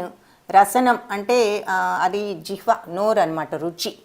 ఘ్రాణం అంటే ఘ్రాణశక్తి, వాసన చూసేటటువంటి శక్తి. అంటే మన 5 ఇంద్రియార్థాలు అన్నమాట. ఇంద్రియాలకు అర్థాలు అంటే ఒట్టి కళ్ళు ముక్కు చెవికి మీనింగ్ ఏమి లేదు. ఇంద్రియార్థాలు అనే పదానికి అర్థం ఏమిటంటే ఇంద్రియాలు అంటే కళ్ళు ముక్కు చెవి అవయవాలు మాత్రమే, ఆర్గన్స్. ఇంద్రియార్థాలు అంటే ఆర్గన్స్ చేసేటటువంటి పనులు, ఆర్గన్స్ వచ్చినటువంటి ఆర్గన్స్కి ఉన్నటువంటి శక్తులు ఏమిటి అంటే చెవు, శ్రోత్రం, చక్షు, శ్రోత్ర చక్షు స్పర్శ, రసం, ఘ్రాణం, వాసన. సో ఇవన్నీ ఇంద్రియార్థాలన్నమాట. మరియు అధిష్టాయ చ అంటే మరియు అధిష్టాయ మనశ్చాయం, ఇవన్నిటినీ పొంది మనస్సు కూడా విషయానుపసేవతే, విషయాన్ అంటే ఇంద్రియార్థాలు అనుభవిస్తూ ఉంటాడు. ఎవరు? అయం అంటే విషయాన్ అంటే మనిషి, జీవుడు ఇవన్నీ అనుభవిస్తూ ఉంటాడు. అంటే ఈ విధంగా జీవుడు ఒక స్థూల దేహాన్ని గ్రహించి మనస్సుతో కూడి ఉన్న ఒక రకమైనటువంటి ఈ ఇంద్రియాలన్నిటితో ఈ ఇంద్రియార్థాలను అనుభవిస్తూ ఉంటాడు అని అర్థం అన్నమాట. సో ఈ భావాలన్నిటితో మనం వేరొక స్థూల దేహాన్ని తీసుకుని మనస్సుతో సహా ఈ 5 ఇంద్రియాలతో అతను అనుభవిస్తూ ఉంటాడు జీవితాన్ని, ఈ ఫీలింగ్స్ని అని చెప్తున్నారు. ఈ విధంగా అతను ఒక ప్రత్యేక రకమైన ఇంద్రియార్థాలను అనుభవిస్తాడు. అంటే ఏమిటి? ఈ బాడీతో సహా కొన్ని ఫీలింగ్స్ కూడా తీసుకువెళ్తున్నాం కాబట్టి మనం కొన్ని ప్రత్యేకమైన ఇంద్రియార్థాలను అనుభవిస్తూ ఉంటాం. ఇదంటే ఎక్కువ ఇష్టం, ఈ వాసన, లేదంటే ఇది చూడటం ఎక్కువ ఇష్టం, నాట్యం చూడటం నాకు ఎక్కువ ఇష్టం, లేదంటే సంగీతం వినటం నాకు ఎక్కువ ఇష్టం. అట్లా ఆ ఇంద్రియార్థాలు కూడా మనకు ఆ ఇష్టాలు ఇంద్రియాల ద్వారా మనం అనుభవిస్తూ ఉంటాం, మనకి ఇష్టమైనవి గ్రహిస్తూ ఉంటాం. అవన్నీ ఎలా వస్తున్నాయంటే మనకి పూర్వజన్మ నుంచి వచ్చే ఆ ఇంప్రెషన్స్ వల్ల అవన్నీ మనం ఇంద్రియాల ద్వారా స్వీకరిస్తూ ఈ నెక్స్ట్ జన్మను కూడా ఆ రకంగా అనుభవిస్తూ ఉంటాము అని చెప్తున్నారనమాట. తదుపరి జన్మలో కూడా మనం అనుభవిస్తూ ఉంటాము. కాబట్టి చైతన్యం అనేది స్వచ్ఛమైనది, పవిత్రమైనది. మనకి ప్రాణం, ఆత్మ వచ్చి మన బాడీకి చైతన్యాన్ని కలుగజేస్తుంది. అది ఏమిటి? సచ్చిత్తానంద, అతి పవిత్రమైనది.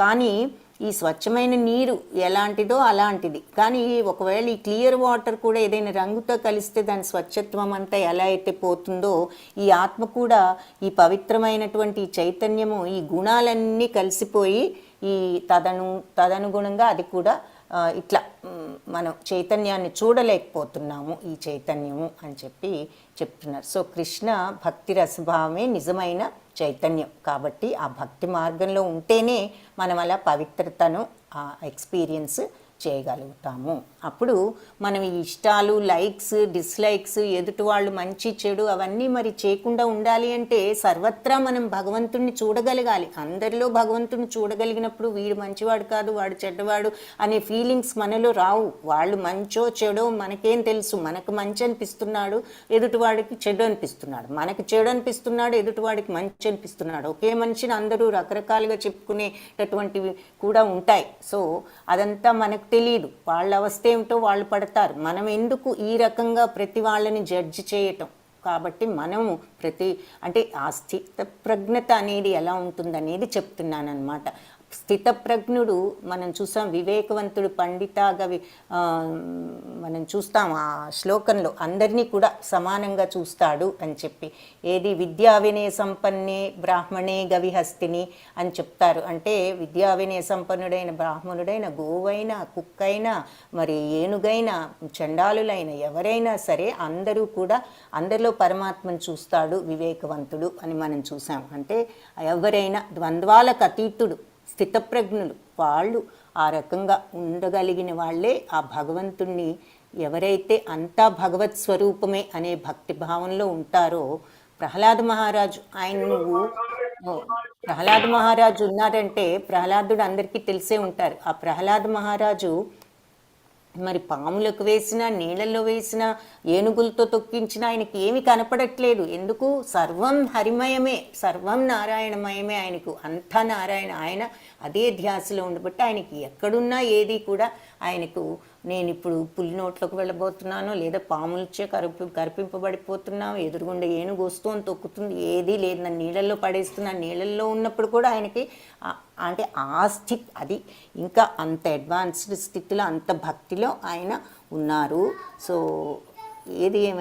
ఏదైనా ఒకటే సర్వం భగవంతుడు అనేటటువంటి మెంటాలిటీ డెవలప్ చేసుకుంటే మనకు అది నిజమైనటువంటి ముక్తి మార్గం అని చెప్పి, అలాంటి వాళ్ళు మరి జన్మన ఇంకా మనకు మోక్షం అనేది అప్పుడు ప్రాప్తిస్తుంది అని చెప్పి చెప్తున్నారు. కానీ ఇలా భౌతిక భావనతో కలుషితమైతే మరుజన్మ మానవ దేహమే మళ్ళీ పొందుతాము అనేది సందేహమేమీ లేదు అని చెప్తున్నారు.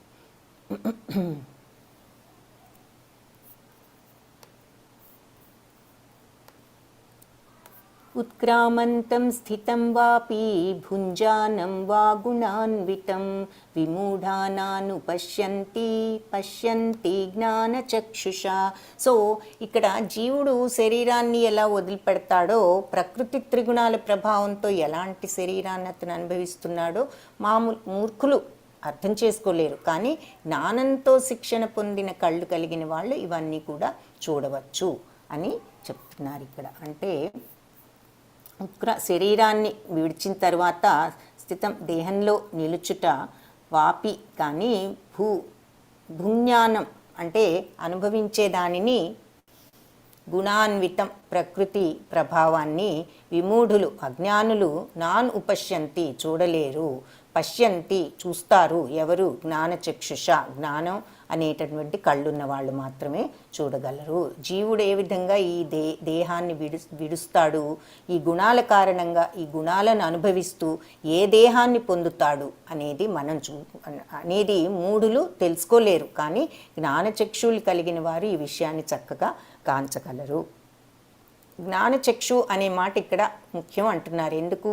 జ్ఞానం లేకుండా ఎవ్వరూ ఏ జీవుడు కూడా ప్రస్తుత దేహాన్ని విడిచివేయటం కానీ, తదుపరి జీవితంలో అతడు ఎట్టి దేహాన్ని పొందునో కానీ, ఎందుకు ఒక ప్రత్యేక దేహంలో అతడు ఉంటున్నాడని కానీ తెలుసుకోలేరు. ఆ జ్ఞానం లేకపోతే మనం ఈ శరీరాన్ని ఎలా వదులుతున్నాం, వేరే శరీరం ఎందుకు వస్తోంది అనేది మనకు అర్థం కాదు అని చెప్తున్నారు.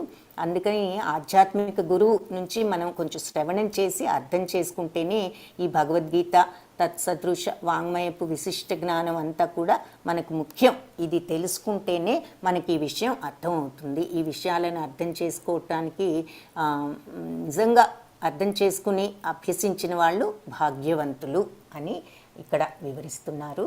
సో జీవుడు రకరకాల పరిస్థితుల్లో మనం దేహాన్ని వదులుతూ ఉంటాం, ఒక్కొక్కరు ఒక్కొక్క రకంగా. సో వివిధ పరిస్థితుల్లో మనం జీవిస్తూ కూడా ఉంటాం. కొందరు సుఖం అనుకుంటాం, కొందరు దుఃఖం అనుకుంటాం, రకరకాల పరిస్థితుల్లో ఉంటాం. అలాగే గుణప్రభావంతో కూడా మనం కొన్ని పరిస్థితుల్లో భోగిస్తూ ఉంటాం మనకున్న గుణాలను బట్టి. అది సత్వం అవనివ్వండి, రజో అవనివ్వండి, లేదా తమో గుణం అవనివ్వండి. ఎవరి గుణాలతో వాళ్ళు అది సుఖం అనుకుంటూ ఉంటారు. అది భోగభ్రాంతి. అలా పలు విధాలైన సుఖదుఖాలను మనం ఆ భోగభ్రాంతిలో అనుభవిస్తూ ఉంటాం. కామంతో మనం మోసగించబడిన వాళ్ళు ఆ దేహ మార్పు విషయం కానీ, ప్రస్తుత దేహానికి అసలు ఎలా వచ్చామన్న కానీ వాళ్ళు ఏమాత్రం అర్థం చేసుకోలేరు. ఈ కామంలో మునిగిపోయి అది భోగించటంలోనే ఉంటాము. కానీ అసలు ఈ జన్మ ఎందుకు వచ్చింది, ఈ పని చేస్తే మనం నెక్స్ట్ జన్మలో ఏమవుతాము అనేది ఎవరు కూడా అర్థం చేసుకోలేరు, అలా ఆ జ్ఞానం లేకపోతే అని చెప్తున్నారు. సో కానీ ఆధ్యాత్మిక జ్ఞానాన్ని అలవర్చుకున్న వాళ్ళు ఈ జీవాత్మ దేహం కంటే కూడా వేరు, దేహానికి ఆత్మకి, మనం ఈ దేహాన్ని కాదు, మనం ఆత్మ అన్న విషయాన్ని అర్థం చేసుకుంటే అప్పుడు మనము ఎన్నో రకాలుగా ఇలా కోరికలతో భోగిస్తున్నాము అనేది అర్థమవుతుంది. అలాంటి జ్ఞానం ఉన్నప్పుడు జీవుడు ఈ భౌతిక దుఃఖాలు ఎందుకు అనుభవిస్తున్నాము, మనకి దుఃఖాలు ఎందుకు వస్తున్నాయి అన్నది అప్పుడు అర్థమవుతుంది. ఆత్మను మనం బాడీ కాదు, మనం ఆత్మ అని ఏనాడైతే మనకు ఆ జ్ఞానం తెలుస్తుందో మనకు అప్పుడు ఎందుకు మనం ఇలా దుఃఖిస్తున్నాం అనేది మనకు అర్థమవుతుంది అని చెప్తున్నారు. సో ఈ సామాన్య బద్ధ జీవితం అంతా కూడా క్లేశమే. మనకి నార్మల్ లైఫ్ అంతా కూడా ఎప్పుడు ఏదో ఒక క్లేశమే ఉంటుంది. కానీ భక్తి మార్గంలో అంతా కూడా మనం ఉన్నట్లయితే, అంటే దీనికి అంతటికీ ఇది మన బాడీ కాదు, we are the spirit, we are the soul అని అనుకుంటే ఆ జ్ఞానం మనకు వస్తుంది అని చెప్తున్నారు. ఆ రకంగా మనం ఈ బద్ధ జీవితంలో నుంచి విముక్తులమై భక్తి భావంలో ఆధ్యాత్మిక జీవితాన్ని చేరటం కోసం మనం ప్రయత్నించి ముక్తులు కావాలి అని చెప్పి ఇక్కడ ఈ భాష్యంలో మనకు బోధిస్తున్నారు. యతంతో యోగినశ్చైనం పశ్యంత్యాత్మన్యవస్థితం యతంతోప్యకృతాత్మానో నైనం పశ్యంత్యచేతసః. సో ఆత్మానుభూతినందు స్థితిని పొందిన యత్నశీలురైన యోగులు దీనినంతటిని స్పష్టంగా చూడగలుగుతారు అని చెప్తున్నారనమాట. సో ఎవరైతే ఈ ఆత్మానుభూతిని పొందగలుగుతారో వాళ్ళకి ఇదంతా కూడా క్లియర్గా అర్థమవుతుంది. కానీ అచేతసులు, ఆత్మానుభవంలో స్థితిని పొందని వారు, వాళ్ళు ప్రయత్నించినా కూడా ఏం జరుగుతుందో చూడలేరు. సో ఆత్మ అనేది మనం అర్థం చేసుకున్నప్పుడు మనకి ఇదంతా కూడా క్లియర్ కట్గా అర్థమవుతుంది. లేదంటే అయినా కూడా వాళ్ళు ఏమీ అర్థం చేసుకోలేరు అని చెప్తున్నారు. సో ఆత్మానుభవ మార్గంలో ఉన్నా కూడా యోగులు ఆత్మానుభవంలో స్థితులు కాని వాళ్ళు ఏమి కూడా ఈ మార్పులు ఎలా జరుగుతున్నాయో వాళ్ళు కాంచలేరు. కాబట్టే ఈ విషయంలో యోగిన అనే పదం చాలా ఇంపార్టెంట్ అని చెప్తున్నారు. దేనికి ఈ రోజుల్లో నామమాత్రపు యోగులు చాలామంది ఉన్నారు, కానీ నిజంగా ఆత్మానుభూతిలో స్థితులు కాని వాళ్ళు దీనిని అర్థం చేసుకోలేరు అని చెప్తున్నారు.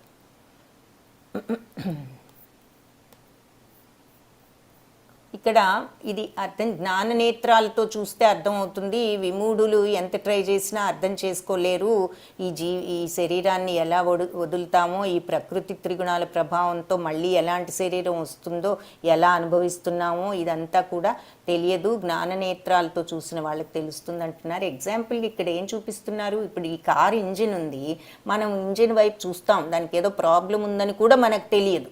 ఒకవేళ ఎవరైనా వచ్చి ప్రాబ్లం ఉంది చూడండి అంటే చూసినా మనకేం అర్థం కాదు. కానీ ఎవరికి అర్థమవుతుంది, ఆ మెకానిక్ ఎవరున్నారో ఆ మెకానిక్కే అక్కడ ఏం జరుగుతోంది, ఏమిటి, ఇది ఎందుకు ప్రాబ్లం ఉన్నది అన్నది అర్థమవుతుంది. అలాగే ఈ జ్ఞానం అనేది మనకు వస్తేనే ఆత్మజ్ఞానము, మనకు ఈ దుఃఖం అనేది ఏమిటి, ఎందుకు వస్తోంది అనేది కూడా అప్పుడు కానీ మనకు అర్థం, మనం ఎందుకు ఫీల్ అవుతున్నాం దుఃఖమని అనే విషయం కూడా మనకు అప్పటి వరకు అర్థం కాదు. ఇది దుఃఖం అనుకుంటున్నాం, కారు చెడిపోయింది, ఎందుకు చెడిపోయింది అయిపోయిందంటే మనకు తెలియదు. అలాగే దుఃఖం దుఃఖం అనుకుంటున్నాము. ఎందుకు దుఃఖం? ఆ జ్ఞానం వచ్చినప్పుడు ఈ దుఃఖం అనేది అసలు ఎందుకు అనిపిస్తోంది మనకి, ఇది నిజంగా దుఃఖమేనా అనేది మనకు అప్పుడు అర్థమవుతుంది. ఆ రిపేర్ అనేది తెలిసిన వాళ్ళకే, అది తెలుసుకుని వాళ్ళు ఆ ప్రాబ్లమ్ని, ఆ దుఃఖాన్ని తీర్చుకోగలుగుతారు. యదాదిత్యగతం తేజో జగద్భాసయతే అఖిలం యచ్చంద్రమసి యాచ్ఛాగ్నౌ తత్తేజో విద్ధి మామకం. సో ఈ ప్రపంచం మొత్తం చీకటిని చెదరగొట్టే సూర్యుడి తేజస్సు నా నుండే వస్తుంది. యదాదిత్యగతం తేజో జగద్భాసయతే అఖిలం. మంచి శ్లోకం, చక్కటి అర్థం ఉన్న శ్లోకం. యదా ఆదిత్య అంటే సూర్యుని ఆదిత్యగతం, ఏదైతే సూర్యుని అందు ఉందో అది ఆ తేజస్సు జగద్భాసయతే అఖిలం, అఖిల జగత్తును కూడా వెలిగించేటటువంటి ఆ తేజస్సు. యచ్చంద్రం అసి ఆ చంద్రుడిలో ఉన్నటువంటిది తేజస్సు. యచ్చాగ్నౌ ఆ అగ్నిలో ఉన్నటువంటిది. తత్తేజో ఆ తేజము. విద్ధి మామకం తెలుసుకో నాదేనని అని చెప్తున్నారనమాట. చక్కటి శ్లోకం. సమస్త జగత్తునందలి అంధకారాన్ని నశింపజేసే జగద్భాసయతే అఖిలం, ఈ జగత్తంతా కూడా వెలిగించే, అఖిల జగత్తును వెలిగించేటటువంటి ఆ తేజస్సు, ఆ ఆదిత్యగతం, ఆ సూర్యుడి యొక్క తేజస్సు, చంద్రుడి యొక్క మరియు అగ్ని యొక్క ఆ తేజస్సు నాదేనని అర్థం చేసుకో. సమస్త జగమునందల అంధకారాన్ని నశింపజేసే సూర్య తేజస్సు నా నుండే ఉద్భవిస్తుంది. అలాగే చంద్రుడి తేజస్సు, అగ్ని తేజం కూడా నా నుంచే వస్తుందని తెలుసుకో అని చెప్తున్నారు ఈ శ్లోకంలో.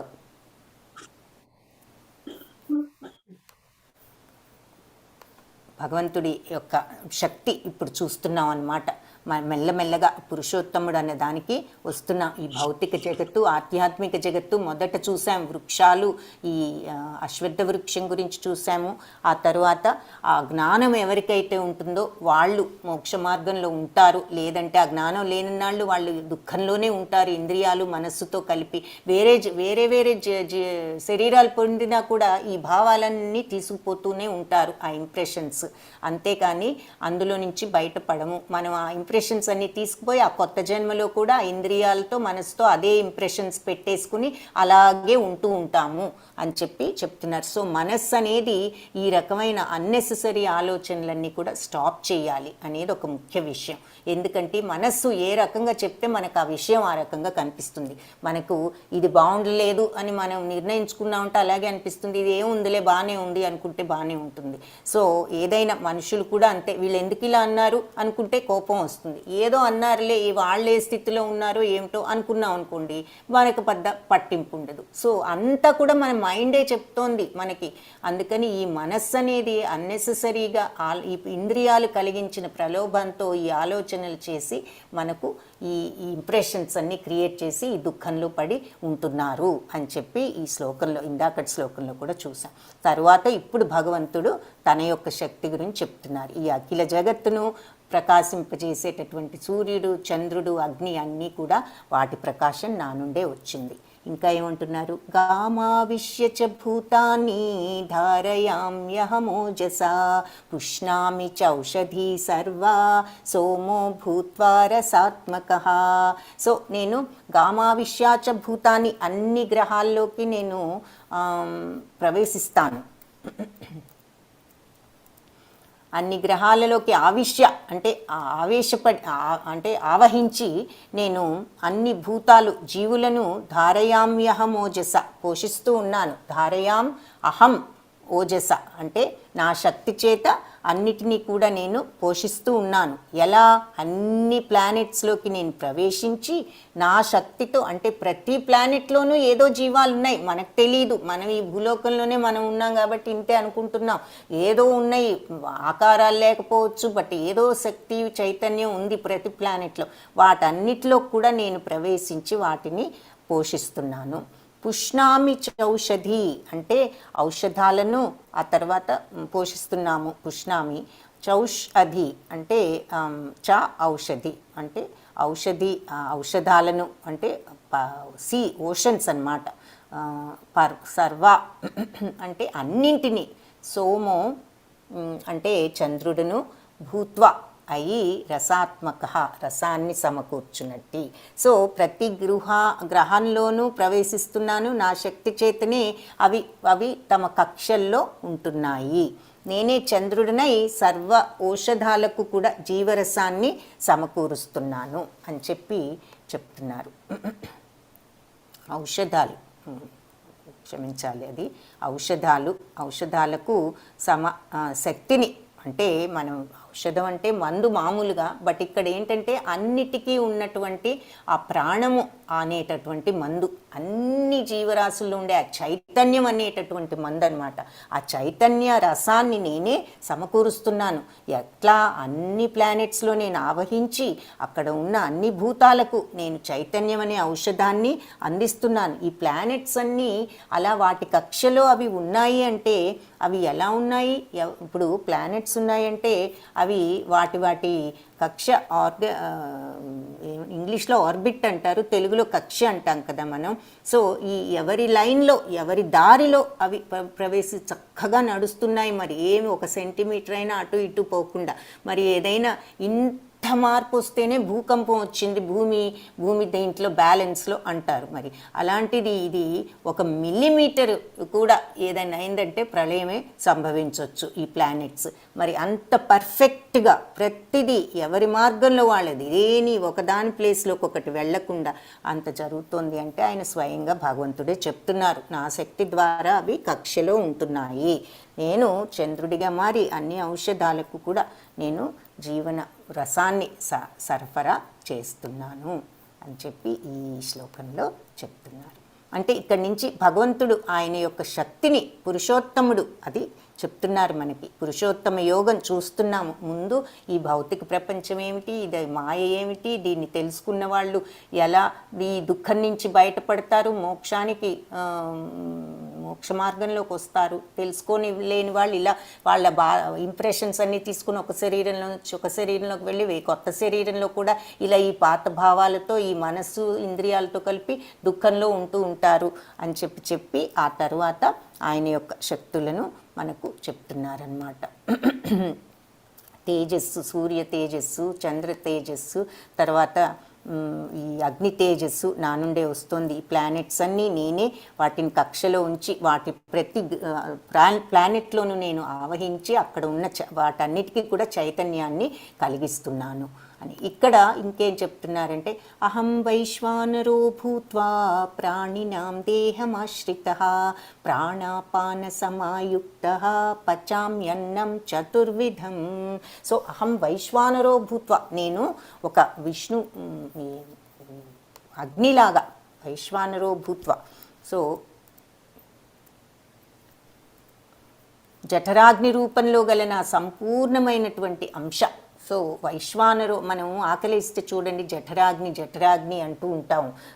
సో జఠరాగ్ని రూపంలో నేను, మనకు ఆకలి అనేది తెలిపేటటువంటి ఆ అగ్ని, అదే డైజెస్టివ్ పవర్, ఫైర్ అని కూడా అంటారు ఇంగ్లీష్లో, డైజెస్టివ్ ఫైర్. సో ఆ డైజెస్టివ్ ఫైరే జఠరాగ్ని అని తెలుగులో మనం సంస్కృతంలో అంటాము. అది నా సంపూర్ణ అంశం. ఆ డైజెస్టివ్ ఫైర్ ఎవరు? భగవంతుడి యొక్క అంశమే అది. మరి ఆ డైజెస్టివ్ ఫైర్ రూపంలో అహం వైశ్వానరో భూత్వ, ఆ డైజెస్టివ్ పవర్ రూపంలో ప్రాణినాం దేహమాశ్రిత, అన్ని సమస్త ప్రాణులలోనూ నేను వాళ్ళ బాడీస్లో ఆశ్రితుడనై ఉన్నాను, డైజెస్టివ్ ఫైర్గా ఉన్నాను. ప్రాణాపాన సమాయుక్త. సో ప్రాణ అపాన వీటన్నిటితో కలిపి మరి ప్రాణవాయువు, అపాన అంటే అపానవాయువు, సమాయుక్త, వీటన్నిటిని బ్యాలెన్స్ చేస్తున్నాను. ప్రాణాన్ని, అపానవాయువుని, ఆక్సిజన్ని, ఇంకా వేరే రకాల వాయువులు ఏదైనా ఉన్న వాటిని అన్నిటిని కూడా బ్యాలెన్స్ చేస్తున్నాను. పచామ్యన్నం చతుర్విధం, 4 రకాలుగా తీసుకునే భోజనాన్ని నేను డైజెస్ట్ అయ్యేటట్లుగా, అరిగించేటట్లుగా నేను జీర్ణం చేస్తున్నాను. పచామి అంటే జీర్ణం చేస్తున్నాను. దేన్ని? 4 రకాలుగా తీసుకునేటటువంటి ఆహారాన్ని. పచామి అన్నం, పచాం అంటే జీర్ణం, అన్నం చతుర్విధం, 4 రకాల ఆహారాలు ఏమిటి అంటే, సో ప్రాణుల దేహాలందరిలో నేను జఠరాగ్నిని, నేను అహం వైశ్వానరో భూత్వ ప్రాణినాం దేహమాశ్రిత, అందరి ప్రాణాల్లో నేను, అందరి జీవులలో నేను ఈ జఠరాగ్నిగా ఉన్నాను దేహాలలో. ప్రాణాపాన సమాయుక్త, ప్రాణాపాన వాయువులతో అన్నిటినీ కూడా నేను బ్యాలెన్స్ చేస్తూ ఈ తిన్న 4 రకాలుగా తీసుకున్న ఆహారాన్ని నేను డైజెస్ట్ అయ్యేటట్లు, అరిగేటట్లు, జీర్ణమయ్యేటట్లు చేస్తున్నాను. ప్రాణుల దేహాల్లో జఠరాగ్ని నేను, ప్రాణాపాన వాయువులతో కూడి 4 విధాలైన ఆహారాన్ని నేను పచనం, జీర్ణం చేస్తున్నాను.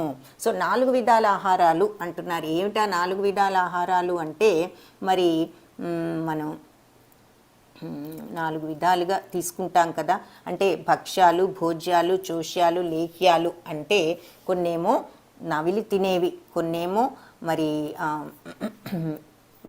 లేహ్యాలు అంటే నాకుతూ తినే ఉంటాయి, కొన్నేమో చీకుతూ తినే ఉంటాయి.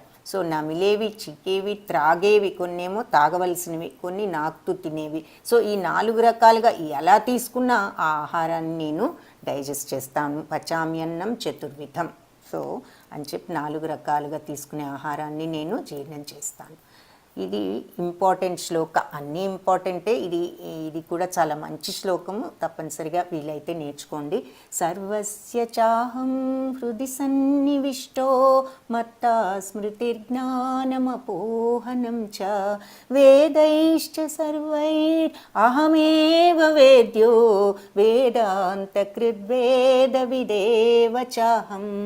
సర్వస్య చ అహం, అంతటా నేను, హృది సన్నివిష్టో, సర్వుల హృదయాల్లో నేను సన్నివిష్టో, స్థితుడనై కూర్చునున్నాను. తిష్ట వేసుకుని కూర్చున్నారు అంటాం మనం. అలా సన్నివిష్టో, అందరికీ అతి సన్నిహితంగా నేను హృదయాల్లో, అందరి హృదయాల్లో నేను ఉన్నాను. మత్త స్మృతి, నేనే స్మృతిని, జ్ఞానము, అపోహనం, మరుపును కూడా, వేదైశ్చ, వేదాలన్నీ కూడా, సర్వైర్, అన్ని సర్వవేదాలు కూడా, అహం ఏవ వేద్యో, నన్ను తెలుసుకోవటమే, వేదాంతకృద్, వేదాలన్నింటినీ కూర్చినది, వేద విదేవ చాహం, వేదాలన్నింటినీ కూడా తెలిసినది అహం, నేనే అని చెప్పి చెప్తున్నారనమాట. చాలా చక్కటి శ్లోకం. అంటే ప్రతి ఒక్కరి హృదయంలో నేను, సర్వస్య చ హృది సన్నివిష్టం, అందరి హృదయాలలో నేను ఉన్నాను.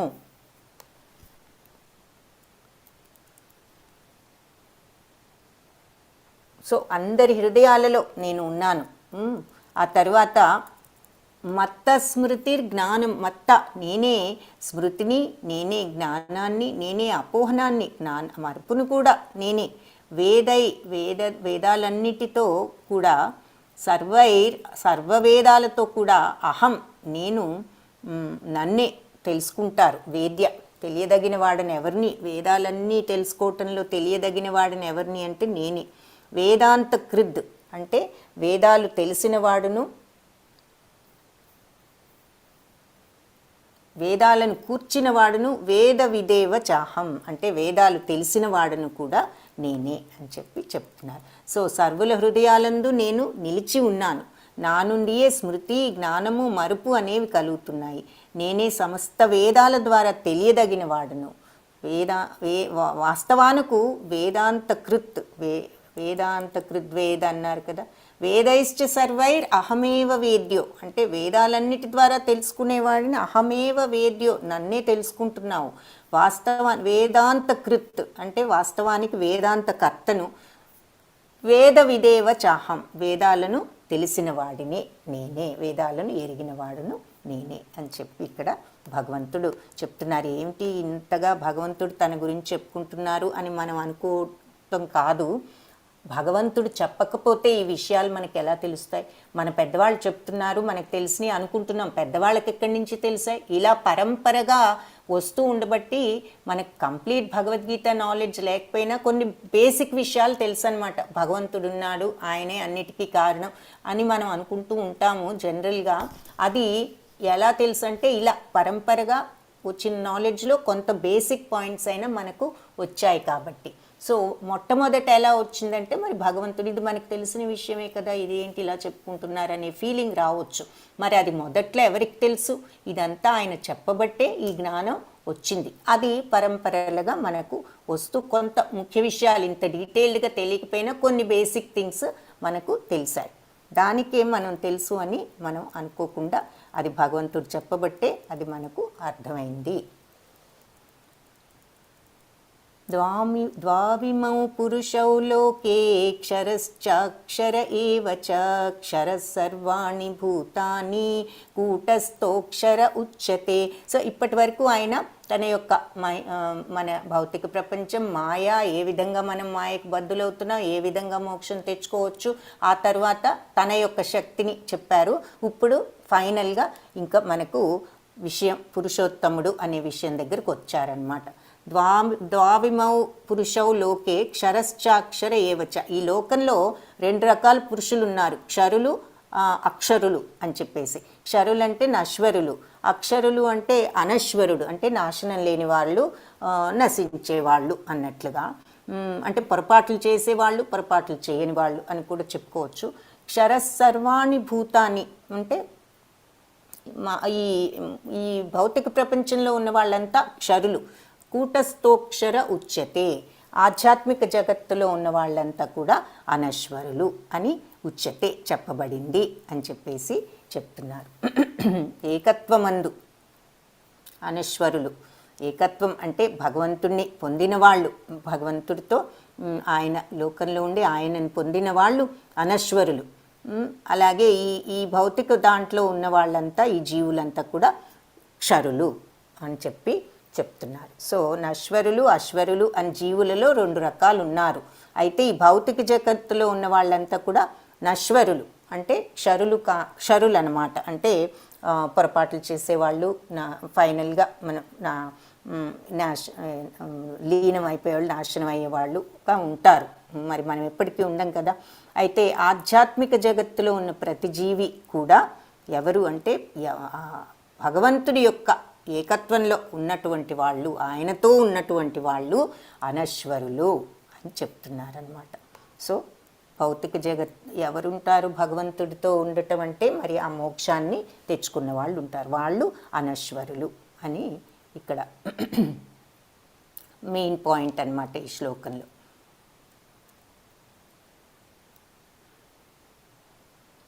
సో భగవంతుడు చెప్తున్నారనమాట, జీవులలో 2 రకాల వాళ్ళు ఉన్నారు. వేదాలన్నీ కూడా దీనికి నిదర్శనం ఇస్తున్నాయి. కాబట్టి మనం ఈ విషయంలో డౌట్ పడటానికి ఏమీ లేదు అని చెప్తున్నారు. ఈ భౌతిక జగత్తులో మనసు, ఈ పంచేంద్రియాలతో, ఈ ఘర్షణతో కూడి మనందరం ఎప్పుడు కూడా ఇక నశ్వరులుగా ఉంటున్నాము. అయితే అనశ్వరులుగా ఉన్నవాళ్ళు ఎవరు అంటే ఆ ముక్తిని ఆధ్యాత్మిక జగత్తులో సదా ఏకత్వంలో ముక్తులై వాళ్ళు ఉంటారు, అంటే భగవంతునితో వాళ్ళు ఉంటారు అని చెప్తున్నారు. ఉత్తమ పురుషస్త్వన్యః పరమాత్మేత్యుదాహృతః యో లోకత్రయమావిశ్య బిభర్త్యవ్యయ ఈశ్వరః.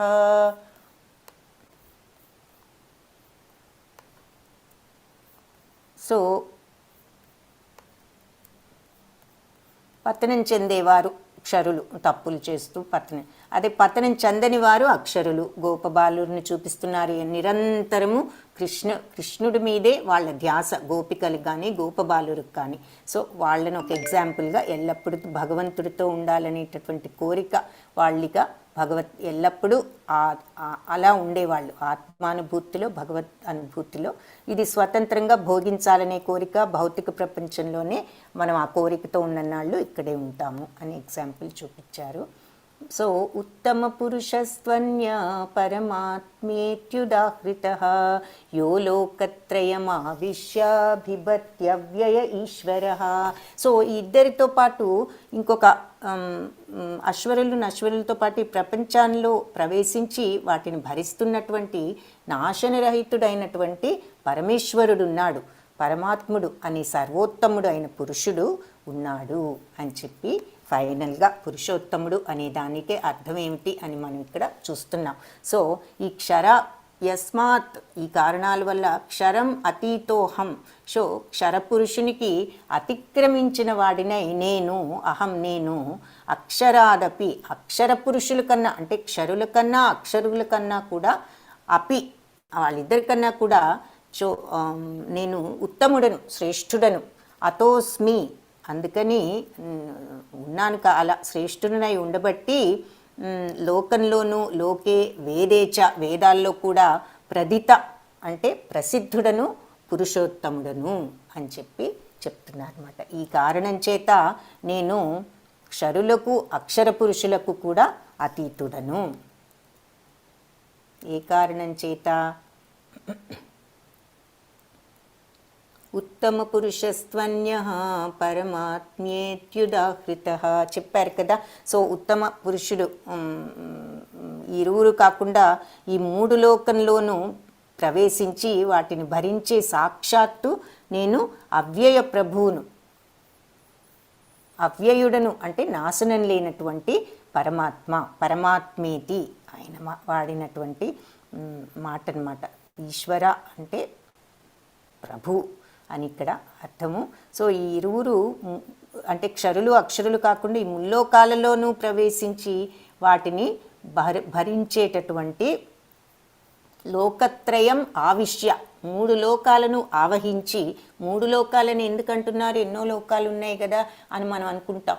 పైలోకాలు, భూలోకాలు, కింది లోకాలు అన్నిటినీ కలిపి మూడు లోకాలు అనమాట, 3 పార్ట్స్. సో ఈ ముల్లోకాలలో ఉన్న లోకాలన్నిటిలోనూ ఆవహించి బిభత్యవ్యయ నేను పోషిస్తున్నాను, అవ్యయుడను అంటే నేను నాశనం లేనటువంటి ప్రభువును అని చెప్తున్నారు. సో ఈ ఇరువురు ఈ క్షరులు అక్షరులు కాకుండా ఈ ముల్లోకాల్లో ప్రవేశించి వాటిని భరించేటటువంటి సాక్షాత్తు అవ్యయుడైన ఈశ్వరుడును పరమాత్ముడును అగు ఉత్తమ పురుషుడు ఒకళ్ళు ఉన్నారు. ఇక్కడ నేనని ఇంకా చెప్పట్లా. ఇలా వీళ్ళిద్దరికంటే ఉత్తములు సర్వలోకాలను ఆవహించటం ఒక క్యారెక్టరు, మరి అందరికీ పరమాత్మ అయినటువంటి ఉత్తమ పురుషుడు ఒకళ్ళు ఉన్నారు అని ఆ శ్లోకంలో చెప్పి ఇక్కడ యస్మాత్ క్షరం అతీతోహం అక్షరాదపి చోత్తమ. సో ఈ కారణాల వల్ల ఏమిటి? సర్వలోకాల్లోనూ ఆవహించి ఉండటం వల్ల అందరినీ కూడా భరించేటటువంటి భగవంతుడు అవటము, మరి అన్నిటినీ మేనేజ్ చేయటం, ప్లానెట్స్ని, అందరిలో ఉన్న జీర్ణశక్తి అంటే ఒట్టి జీర్ణశక్తి కాదు, మన బాడీలో ఉన్న చైతన్యమే భగవంతుడు అని మనం అర్థం చేసుకోవాలి. ఒక్క జీర్ణశక్తే కాదు, మన హార్ట్ కానీ లంగ్స్ కానీ బ్రెయిన్ కానీ అంటే అన్నీ ఫిజికల్గా ఫంక్షన్ అవుతున్నాయంటే ఆ జఠరాగ్ని కారణంగా నేను భగవంతుని యొక్క శక్తియే. అది ఆయన ఉదాహరణగా అక్కడ ఆ జఠరాగ్నిని చెప్పారు. అన్నీ కూడా భగవత్ శక్తియే. సో మన ప్లానెట్స్ కానీ మనుషులు కానీ జీవులు కానీ సమస్తము అన్నీ సక్రమంగా జరుగుతున్నాయి అంటే అది భగవత్ శక్తియే. సర్వత్రా వ్యాపించి ఉన్నాను, ముల్లోకాలలోనూ నేను ప్రభువును, అందరి హృదయాల్లో తిష్ట వేసుకుని కూర్చున్నాను, వేదాలన్నీ చదివినా తెలుసుకునేది నన్నే, వేదాలను కూర్చునేది నేనే, వేదాలను అర్థం చేసుకున్న వాడిని నేనే అని ఇన్ని రకాలుగా అన్నీ చెప్పిన తర్వాత క్షరులు అక్షరులు ఉన్నారు. వాళ్ళిద్దరిలో క్షరులేమో ఇలా భూలోకంలో మామూలుగా కోరికకు బానిసలై మళ్ళీ మళ్ళీ వస్తుండేవాళ్ళు. ఎవరైతే దాని నుంచి విముక్తి పొందుతారో వాళ్ళు భగవంతుడితో ఏకంలో ఆయన సమీపంలో ఉండేవాళ్ళు అక్షరులు. వీళ్ళిద్దరిని మించిన సర్వాన్ని ఆవహించి ఉన్నటువంటి ఉత్తముడు ఒకడు, అందరినీ భరించే ఈశ్వరుడు ఉన్నాడు. అలా అని అప్పుడు ఇక్కడ చెప్తున్నారు ఈ కారణాల చేత క్షరపురుషుల కన్నా అక్షర పురుషుల కన్నా కూడా ఉత్తముడైన వాడు, ఉత్తముడను అతోస్మి. లోకంలో వేదాలు, ఈ లోకమంతా వేదంలోనూ నేను ప్రదిత అంటే ప్రసిద్ధుడను.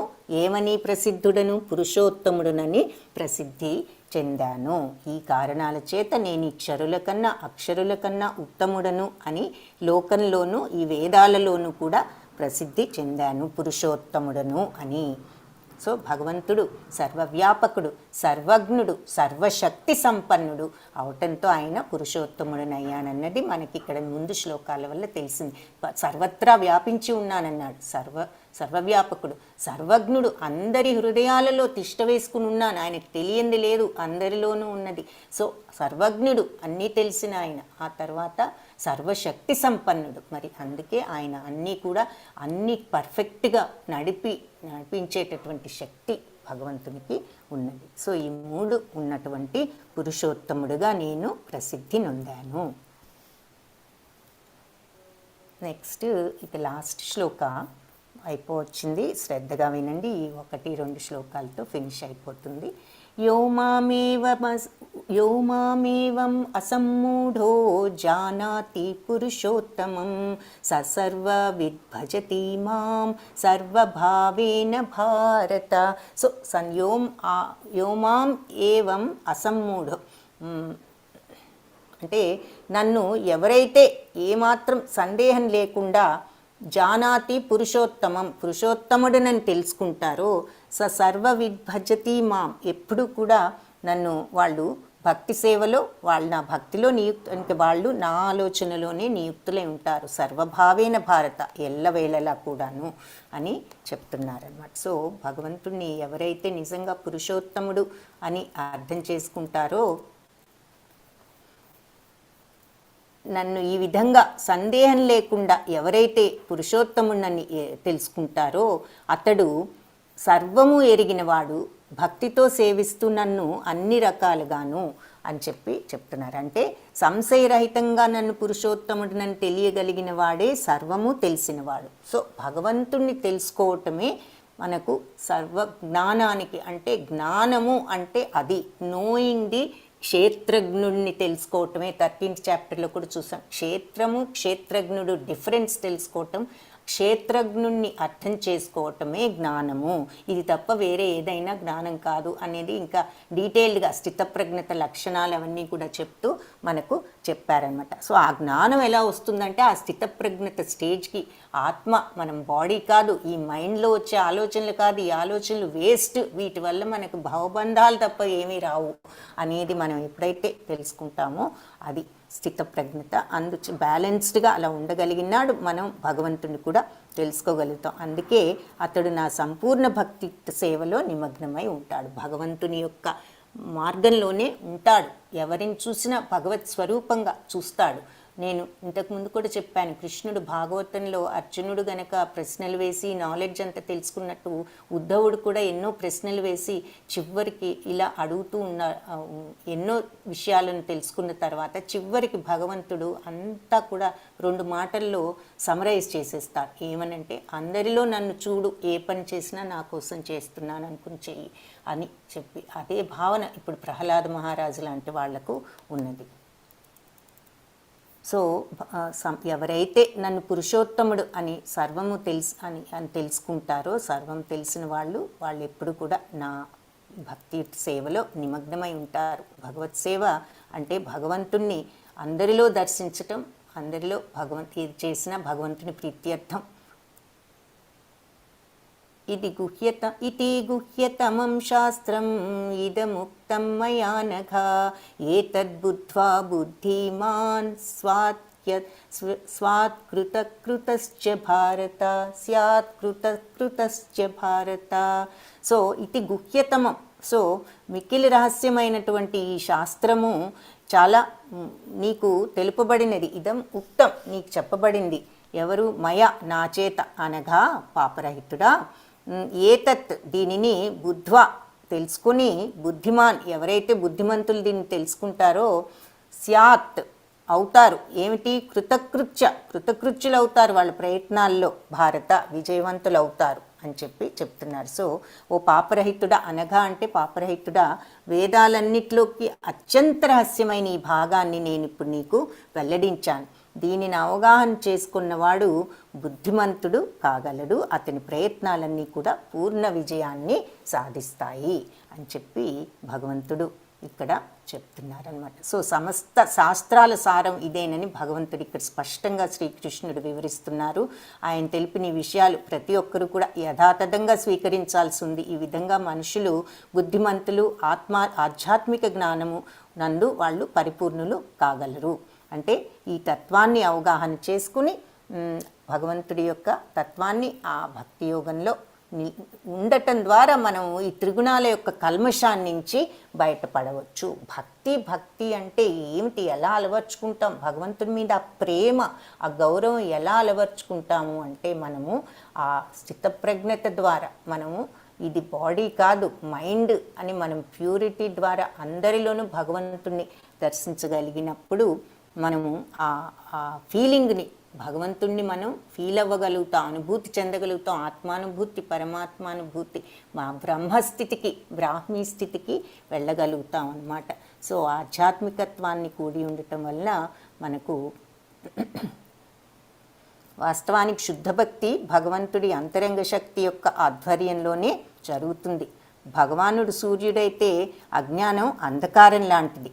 సో సూర్యుడున్న చోట అంధకారం అనే ప్రశ్నే ఉండదు కాబట్టి ప్రామాణికుడైన ఆధ్యాత్మిక గురువు నేతృత్వంలో జరుపబడేటటువంటి ఈ భక్తి అనే చోట అజ్ఞానం అనేటటువంటి ప్రశ్నే ఉండదు అని చెప్తూ, కాబట్టి ప్రతి ఒక్కళ్ళు బుద్ధిమంతులు, పవిత్రులు ఈ కృష్ణ రసభక్తి భావనను, భక్తి రసభావనను స్వీకరించి భక్తి మార్గంలో ఉన్నట్లయితే మనము ఆ స్థాయికి రానంత వరకు కూడా మనం సంపూర్ణ జ్ఞానం ఉన్నవాళ్ళం కాదు. కాబట్టి ఇది మనము అర్థం చేసుకుని ఆ మార్గంలో ఉండటానికి ప్రయత్నించాలి.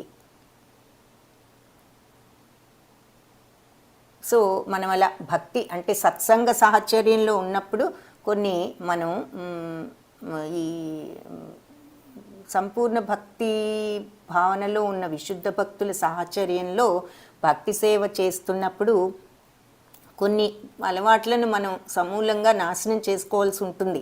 ఆ రకంగా నాశనం చేసుకోవాల్సిన వాటిలో ఏమిటంటే ముఖ్యంగా హృదయ దౌర్బల్యం.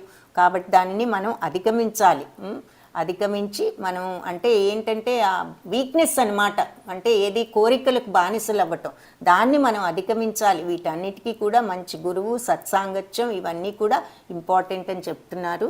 ఈ భౌతిక ప్రకృతి యొక్క కోరిక, ఈ ఆధిపత్యం చేతనే మనకి పతనం అనేది స్టార్ట్ అవుతుంది, ఈ కోరిక, ఈ డిజైర్ వల్ల. కాబట్టి మనుష్యుడు భగవంతుడికి దగ్గరై ఈ కోరికలకు దూరం అవటం అనేది అంటే మనం ఆత్మతత్వం, మనం ఈ బాడీ కాదు అనేది మనం గ్రహించాలి. సో అది ఇక్కడ మన పురుషోత్తమ యోగం లాస్ట్ శ్లోక. సో పంచదశాధ్యాయనకు భక్తి వేదాంత స్వామి వారి భాష్యం సమాప్తము. హరే కృష్ణ. ఇంతటితో ఈరోజు క్లాస్ని మనం ఏం చేయొచ్చు, ఏదైనా క్వశ్చన్స్ ఉంటే, లేదంటే ఈ 15th చాప్టర్ ఎండ్ చేశాము.